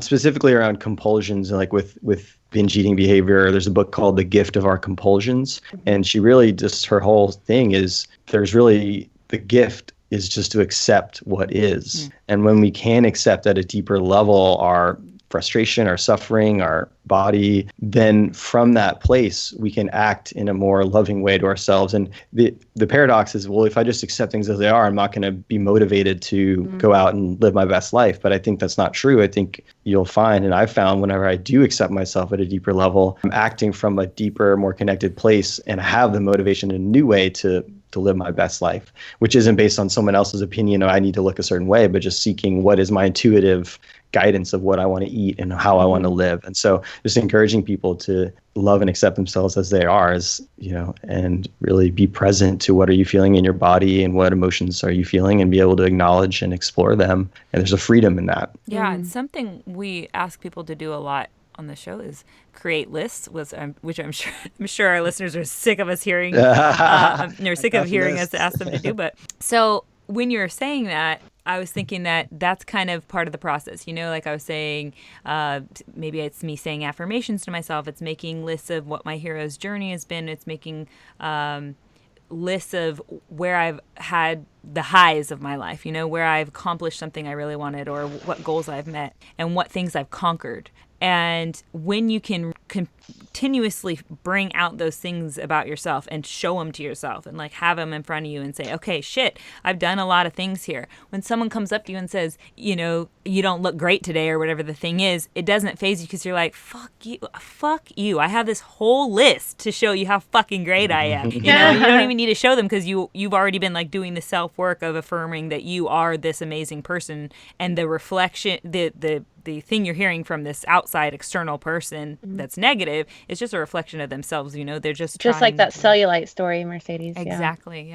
Yeah. Asking yourselves what's going on in their lives that's making them say something so silly. Yeah. Just to get Peter on board with what we're talking about there. We were at a Bellator event when Jade was with Bellator. This was years ago, and we were standing, for our opening shot for the show, and we're wearing our little tiny booty shorts, we're in our ring girl outfits. On live television. We've got the crowd behind us for the fights that are about to start, and there's some ladies in the crowd that are kind of like screaming almost profanities, and one of them says, "You got cellulite, bitch!" And Jade heard her. To us. Yeah. And Jade heard her, through the yelling or whatever. And so we go back to our seat and she goes, I'm going to go talk to that woman. And I'm like, what was she's like, that woman who yelled, you got security, come with me. So she walks over there in case anything happens. She brought one of our security guys. Hi, Seabass. Yeah, hi, Seabass, if you're listening. And walks over to her. And Jade, you asked her, I heard what you said about me. And that really, that hurt my feelings. But I just wanted to know, or what did you say exactly? Because you were like, hi, I'm just curious what made you say what you said, because we're complete strangers and you don't know what we're going through. You don't know how we feel about our bodies. So it's so strange to me that you would yell something so unkind to a complete stranger. And I'm curious what you're feeling. And she didn't look at me for even a second this entire conversation. She just stared at the floor. And another thing was she was a little obese. So, it was weird that was something that she would yell anyways. And that I didn't know really for sure, who I was going up to until I got up to her and saw that she didn't, you wouldn't think that that's what, that's who would have yelled it, someone who maybe struggles with their own body image. And she just started crying and said, I'm really sorry. I don't know why I did that. My husband calls me a fat ass all the time. And, I'm just really sorry. But she was like, the number one thing I felt from her was humiliation. And that's not what my goal was there. So I didn't really go any further with it. I just gave her a hug and told her that I hope that her situation gets better, and I hope that she feels better about herself so that she's being kinder to others. And she didn't hug me back. She didn't say anything else. And all of her friends around her looked really embarrassed. And so I just went back to my seat. But I thought about her for a while after that. It really stuck with me. So yeah, also had I not gone over to her, I wouldn't have seen or heard, her side of the story. So also when people are saying such unkind things to us that can affect our self-esteem, if we can go to the thoughts of why they're saying something like that, it takes the focus off of, us and how what's wrong with us that they would say that, Yeah, we turn towards the sun when we have compassion for others. Yeah, I could say just a little about that. It's a really beautiful moment. I guess that's pretty tender too, of just a lot of her pain projected onto you. And Brene Brown, y'all familiar with her? She's amazing, and she talks about how just carry our own belongingness. And I guess that was the intrinsic self I was talking about earlier, of just like being able to carry that belongingness wherever we go, and also that being vulnerable like you were to go up there and connect with her is the birthplace of connection. I guess I'm feeling like I want to say this before the podcast is over or something. I'm just throwing it in. But, I think for everybody, even with, men just being friends with men, just being able to talk about what's important, that maybe, watching the game, there's not time to be like, man, I'm having a hard time with my job or my partner or my kid, but to really just to take a risk on connecting like you did, even though it's not like a perfect moment, because obviously she was really maybe ashamed of that experience, but to take a risk in connecting and being vulnerable is really the source of more fulfillment in our lives. So I'm just encouraging everyone to find ways where you feel safe enough to take that risk, because if you don't, then maybe it'll go badly and you won't want to take a risk again. So it's a challenge, right? But to really take the risk like you did, because you're a very powerful, courageous woman, on a lot of levels. Like, just doing this podcast, putting it out there is really amazing. And so to take a risk in going out there and saying, what's going on here, and being vulnerable about like, that hurt my feelings, what's up? And all of a sudden there can be more connection, and that's what we're all seeking, right? I think that's a really good example too of embodying the feminine in such a powerful way. Like how the feminine, receptive, compassionate energy can be so powerful too. Yeah. Okay, so we have a question from the Magic Mob. Ronnie on Instagram asks, what are your thoughts on the current rise of the psychedelic culture, especially for the benefits of our mental health and spirituality? I love that question. I think about that a lot. Are y'all familiar with the organization MAPS? Yes. Yeah, amazing. I've been following them for a long time. And they're really helping legalize MDMA probably in the next 2 or 3 years, and potentially mushrooms, and who knows about acid, we'll see. But and even marijuana looks like legalization is happening. So I think that the trend, with Michael Pollan's book, I think the trend is now people in the mainstream are pretty positive on psychedelics overall. The kind of hysteria of the past few decades has subsided. Yeah, our generation at least, right? Yeah. So specifically, MDMA helps reduce anger and cultivates compassion with people. And so it used to be used in couples therapy and in trauma healing trials. And it's showing amazing results at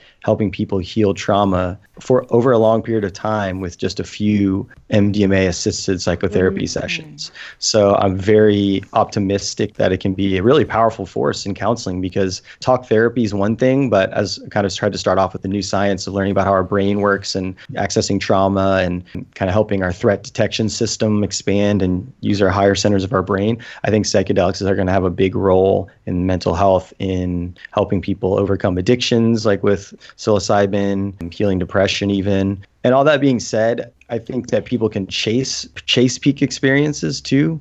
And so it's not a cure-all. I think the real thing of spirituality is about feeling connected to something bigger than ourselves and to living to serve that, whether that's God or your partner or your tribe or the world.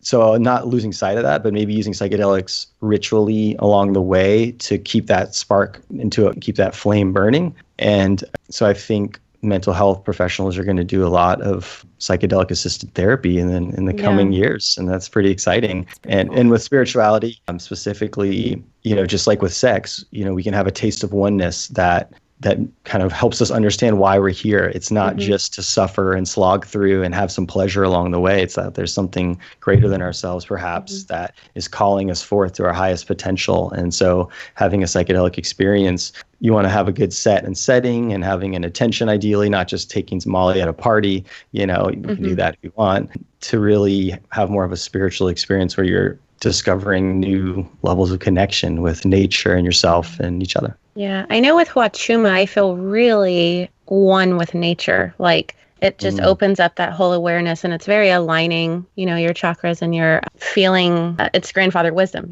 so just feeling like your soul's growing. And I'd love to try MDMA therapy, but I'd really like to do just like every 90 days, take MDMA and journal. I really hope it does get legalized soon, because for me, when you're not buying it legally, you never really know what you're getting. And I know there's those tests that you can buy, but it's still like, then when you take it and your teeth start to chatter, you're like, what else is this, So I really want to start taking it every 90 days, because I think from what I've researched, that's the most beneficial to do every 90. But I just have to find a good source or wait till it's legalized, I guess. Yeah. I was just going to say, I think we live in a pretty cool time that we're allowing for so much more experimenting to happen with this, and taking it a little more seriously in the scientific community, especially. And finding, let's be real, if you take any of these drugs to an extreme, they are sometimes, deadly. So let's not be promoting the use of doing this in any extreme way, but because there's so much research being done with microdosing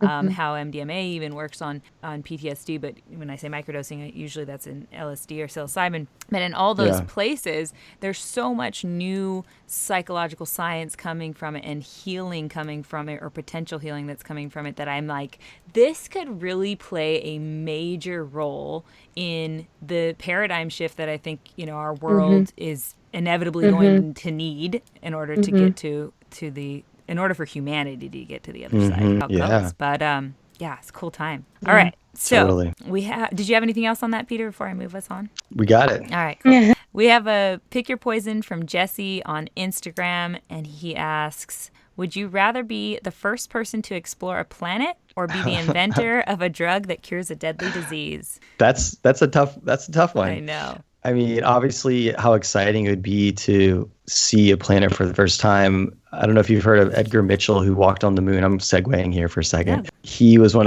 walked on the moon one of the longest times, and he founded this organization to study consciousness and science, because he had a totally transcendental experience looking at the Earth from the spaceship and walking on the moon and being like, oh my gosh, what a magical, mysterious, awesome place we're on. And so to get a chance to have an experience like that walking on Mars would be amazing. But on the planet, I'm trying to be of service to people, and that feels like the most meaningful thing is to be able to serve someone. That's why I love counseling, is because I have this deep need to feel like I'm serving, and if I don't, I feel horrible about myself. So it's like, oh, riding the waves. And so if I could feel like I solved a deadly disease where a lot of people didn't die because of that, I have to pick that. That would feel like a more meaningful contribution. What about you, Jade? Yeah, I think just spending time in places like Uganda and seeing, how big of a need is for, things like, we have cures for a lot of stuff over here that they don't have there. And so, like here, you get malaria and you take a medicine and you're better within 24 hours. There, you get malaria and you die, because it's the cost of a pill for malaria is like a week's worth of food for a whole family, So to be able to provide a drug that cures a deadly disease, but like actually provide it to where like it's free to the world. So not just the inventor, but I guess if I were able to provide it like that, then I think I would choose that for sure over exploring another planet, even though that sounds otherworldly. You, Mercedes? I think that I'm going to sound selfish AF compared to your guys' answers. I'm going to pick another planet, but mostly because it's the scariest option. Like, obviously, you're going to get a lot of fame and credibility and be a hero with either option. But on Earth, you're not in the risk of going to this other planet and who knows what happens once you're actually there. I don't know if in this scenario we get to come back and it all works out swell, or you have to stay on the planet. But I would go towards fear, because being on another planet and being the first to explore sounds like the most alone thing you could possibly do. And back to what we were saying. Maybe that went into my reason. Yeah, don't want to be alone. Yeah, I'm seeking the pain here. It made me think of when we spoke to the dream wizard Len Worley on our last episode, of how some of the stuff he helped me work out just in that episode, in the dreams that some of the dreams that really impacted me were my fear of aloneness, like my fear of being alone. So right now I'm on a trajectory where I think I have to go towards that. So yeah, that's my answer. Yeah, it's a good one. All right, so there's a few short questions we like to ask everyone who comes on the show. So first off, what advice would you give to your 25-year-old self? I would say to forgive yourself for your mistakes, forgive myself for my mistakes, and to ask for help and not be invulnerable, to actually ask for help instead of just trying to do it alone, because that created a lot of sadness and suffering for me, I'd say. Mm-hmm. Actually, Len said the same thing. He said, forgive myself sooner. Yeah. I know, I actually listened to it, but I was like, I already came up with that, so I just thought, sorry to be a repeat. But I wasn't calling you out on the repeat. I just meant it's a really important... I don't know if you know this, but we've already had that answer. Yeah. No, it's a really important answer. I think like we were talking about, we punish ourselves for the better part of our lives. Sometimes people never get out of that cycle. Yeah. Okay, if you could have the whole world read one book, Mr. Human Encyclopedia or Human Library, which would it be? Well, now we got to get back to the poetry. We didn't really get to talk about that. Yeah, I would have everyone read The Gift by Hafez. I have it. He was a poet and a mystic in the 13th, 14th century. And to me, he captures the human condition more beautifully than anyone who's ever written about it, about the pain of separation and suffering and aloneness. He had his wife and child die, but he kept pursuing his spiritual practice and being a light to others. And he reached a place of connection with divine and beauty that he's able to, we're reading his words now. And I'll give you a really short poem of his. I wish I could show you, when you're lonely or in darkness, the astonishing light of your own being. I love that. Yeah. It's Hafez who says, the sun never says to the earth, you owe me. You owe me. And look what happens with a love like that, right? It lights up the whole sky. Lights up the whole sky, that's it. So that was the first book that Tom ever gave me. And that poem that you read, Peter, I had wrote it on I used to write on my walls. I wrote it on my wall in Sharpie. I really, really like it. Yeah. That and The Invitation, that poem. I had wrote it on my wall. Is that what brought you to poetry? My dad's kind of a Renaissance man, and he got me into poetry a little bit in high school, but in college, when I kind of had experiences of consciousness expansion, and I got into Rumi and Hafez's poetry, and I was like, oh, this is where it's at.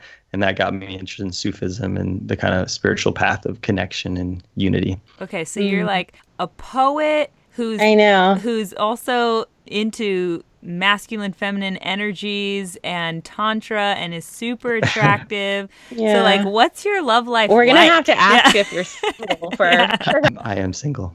Ladies. We'll ask where you can find him in a little bit. Yeah. Okay.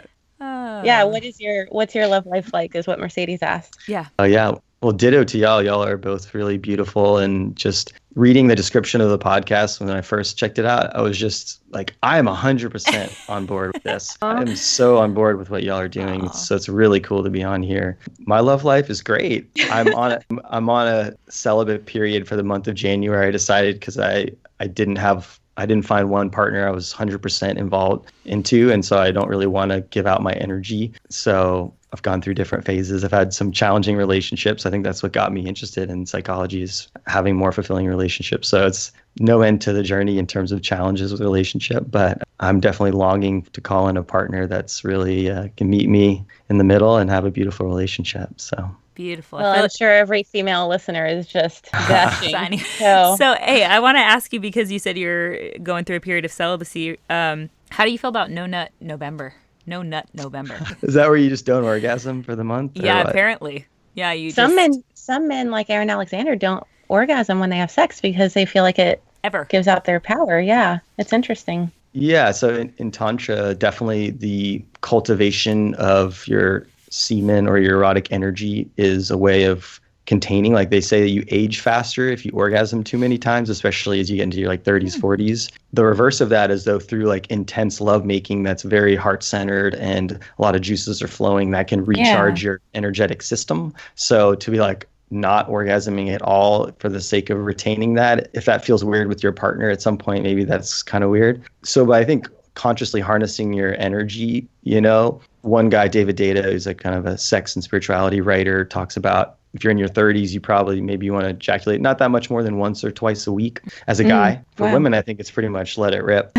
So with No Nut November, I support guys being more conscious about retaining their semen and their erotic energy, but repressing it is not better than, suppressing it's not good either. So, after about a month, it's probably getting repressive for most people.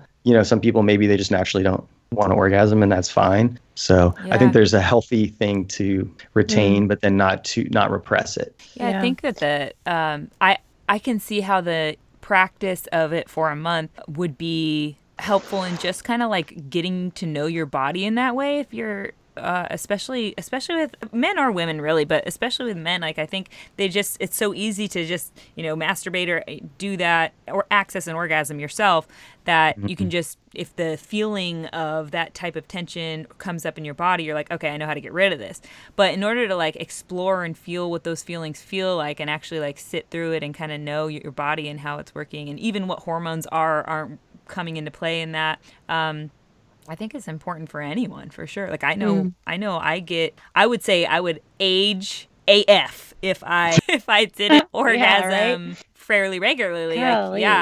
Especially that's during ovulation. Like I'm like the Hulk. I'm like, if I had that's muscles, what I was just thinking. They'd be veiny. Yeah, I was thinking that sometimes when I'm like super freaking cranky, I'll think about that. Like, oh well, it's been a while, and that maybe what fixes it. But there is I guess my whole life, I never would have sex with someone unless I had a deep connection with them. And so there were times when I would go on like 9 month to a year accidental celibacy periods. So I'd never heard of that No Nut November though, until you just asked that, Mercedes. This is the first year that I noticed it, it was trending and whatnot on socials. That's why I brought it up. I want to add a caveat, which is, I think in Tantra, it's about circulating erotic energy, life force energy. So you can totally do that without ejaculating. So, I think it's the art of a lifetime for a man to be able to really harness his sexual energy, to be able to please a partner and, hold it as long as possible, but then be able to orgasm. And so being able to, masturbate and circulate energy from your tips of your toes to the top of your head, through your palms, and feel like in a field of energy,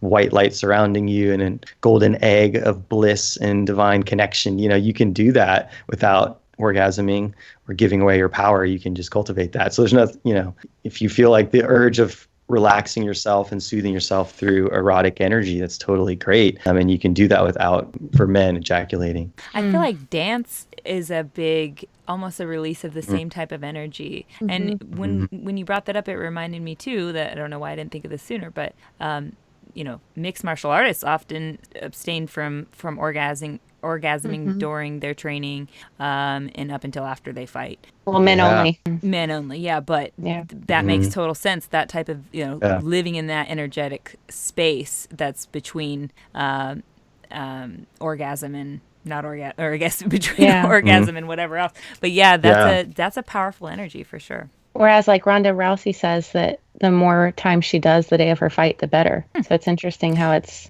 so opposite. Yeah. All right. So if you could whisper one phrase to everyone on the planet, what would it be? You are loved and always returning home to love. Always returning Sounds like home. Rumi. Yeah.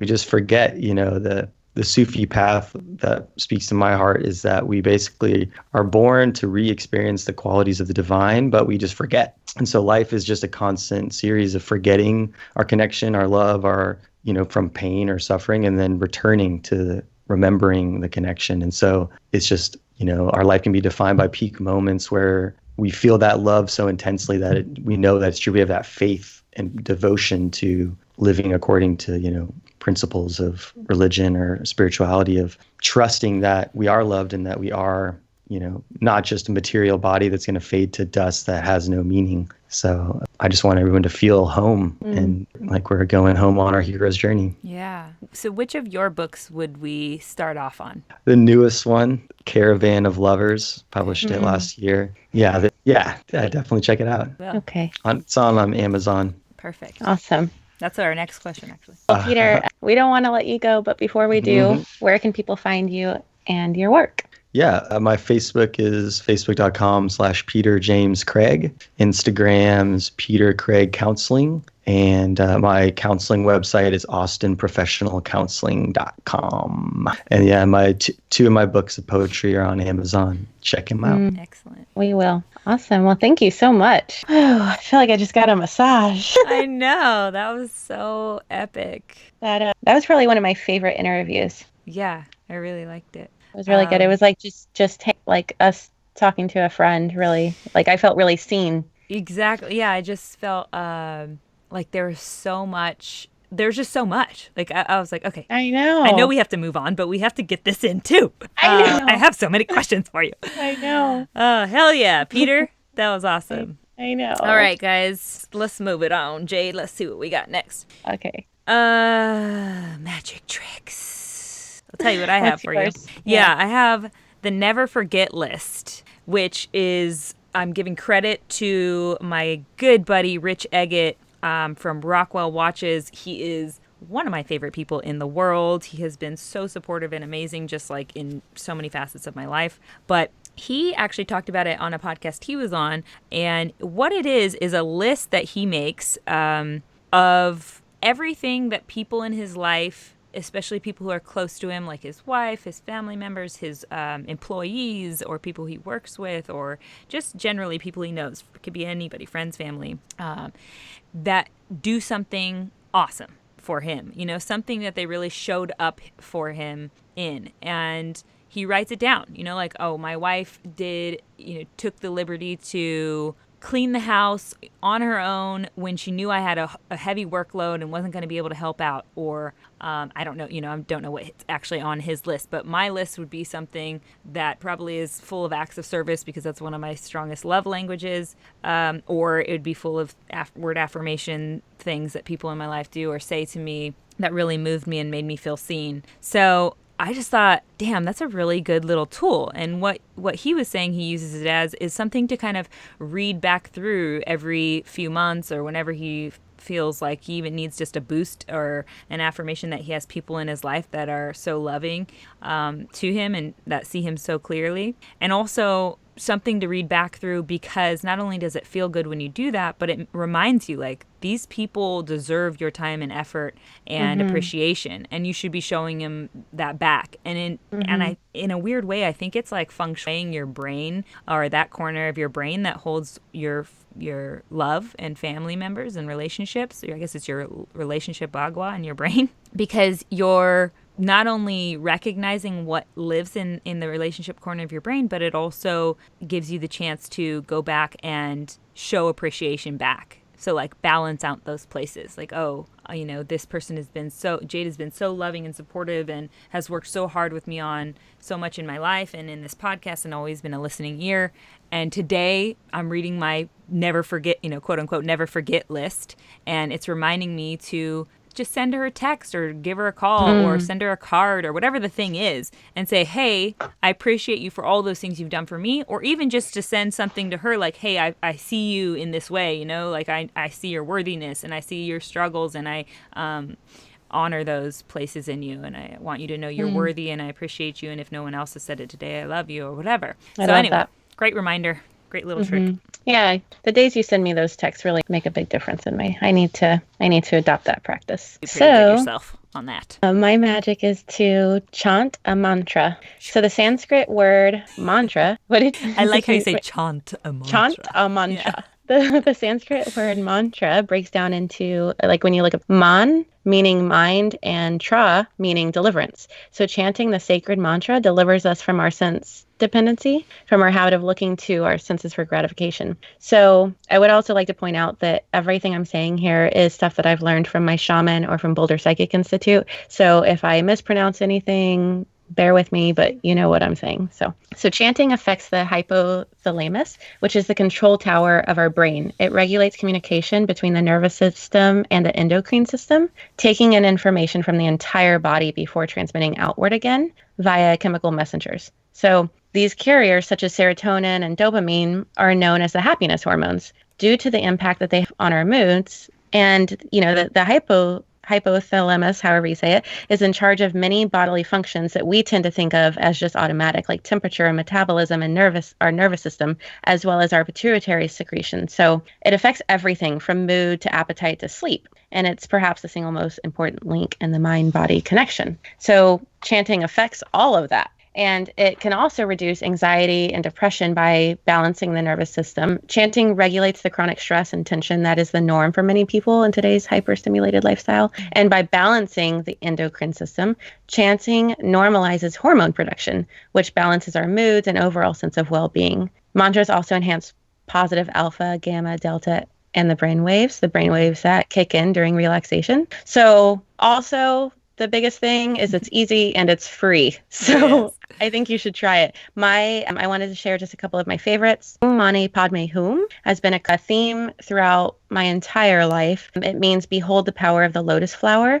And it seems that whenever I'm going through a really hard time or a breakup, I'll see a lotus flower just randomly, or someone will give me something that has a lotus flower on it. So basically the lotus flower blooms through mud. And so when you think of that, like when you're going through a troubling time, it's like you're going to bloom through it and become this lotus flower. Exactly, right? So Mani Padme Hum. Then another one that I almost tattooed on my body is Loka Samasta Sukhi no Bhavantu. My kids sing this every day, so it's easy. It just sounds complicated. It's their favorite song to sing. It means, may all beings everywhere be happy and free. And may the thoughts, words, and actions of my own life contribute in some way to that happiness and to that freedom for all. So this is a prayer of compassion. It's to invoke compassion in your own heart, right? Say it one more time. So I sing it to my kids every night before bed, but it's Loka Samasta Sukhi no Bhavantu. And please post a video with your kids singing this. I kind of want to sing it right now, but I don't sing good. It's okay. We love you. All right. Don't look at me, Mercedes. Okay. I can always edit it out. Yeah. So it's so cute when my kids sing it. So I do have videos and I'll post it. But it's so if you want to sing it this way, it's so soothing. When you're in pain and you sing this, it's like you just feel it lifting, right? Because it's compassion, and compassion always, is for yourself and for others. And it's, makes you feel happy. So I've been talking for 2 hours also, so keep that in mind. So it goes, Loka samasta sukhin bhavantu. Loka samasta sukhin bhavantu. So I sing that to my kids, God, till they're asleep. So they've got it memorized. And when you hear toddlers singing it, it really, like I said, I'm not a singer, but it doesn't matter what it sounds like if you don't feel like you're a singer. Singing it is just as good as chanting it. So I think that's an important point too. Just, I know you're going to give us some other awesome ones, but that chanting is intimidating to people because they feel like, I'm not a singer. I can't. I just sang to you. Jay just sang to you guys, okay? So you can do this at home alone. Like, you'll be all right. So 2 more. So these 4 have been staples in my life. The next one is Om Namah Shivaya. When I was going through a really dark time, my shaman had me do this one. It means I bow to the inner self. It's said that regular practice of this mantra will bring you very close to the divine inner nature within all of us. It's a love song to ourselves, a love song we sing to our own deepest inner nature. And then the last one, which is the one that I'm currently practicing very diligently, I'm also prescribed by my shaman for this period of my life, is Ganapataye Namaha, which can be translated to wake up root chakra, energy of transformation, so I can move through any obstacles in my life. This is the mantra of removing obstacles. And I truly feel that this year, my 34th year, is my year of transformation, and I've got a lot of obstacles in my way. So this is my mantra of my 34th year.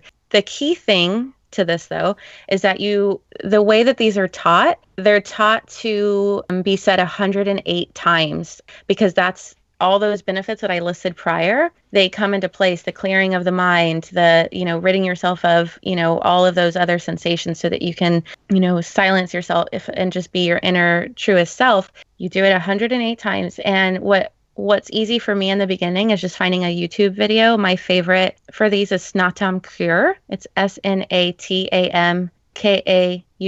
She has a video for every single mantra. So just put on your search engine the name of the mantra 108 times, and you'll find a YouTube video for you, though. Or one of the easiest ways is to just get some mala beads, because it's those beads with like the little fluffy thing on the end, because there's 108 of them, and that's why those were made, is so that you could touch a bead each time you say it, and when you loop around back to the little end, you know that you've hit 108 times. So I know that was a really long magic trick, but it's really powerful. It's easy, it's free, you don't have to do it in front of people, so just try it. You'll feel better. Yeah, and I think listening to a YouTube video and chanting along is helpful too, because you feel like someone else is singing with your voice. So kind of the melody, blends together and harmonizes. It's a little less intimidating. Yeah, and sometimes when I'm in the middle of some heartbreak, I just put on that YouTube video, and sometimes I'll start singing, but I'll end up just like kind of crying to the video, and you like really feel, I know it sounds so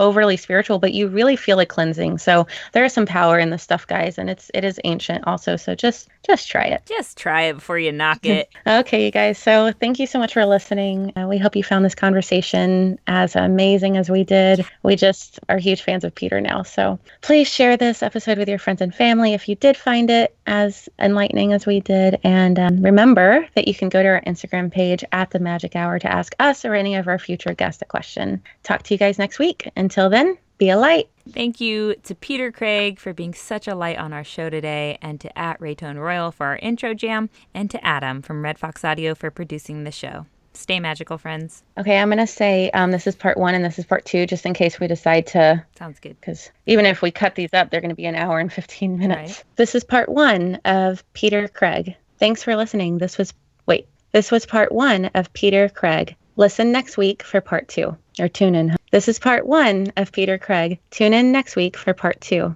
I also like this is part 1, or this concludes part 1 of Peter Craig. Tune in next week for part 2. This concludes part 1 of Peter Craig. Tune in next week for part 2. This is part 2 of Peter Craig. Okay, Adam. Sorry. Literally 2.5 hours. You didn't even do anything twice. Do we ever not say sorry to Adam on an episode ever? Yeah, but we really are.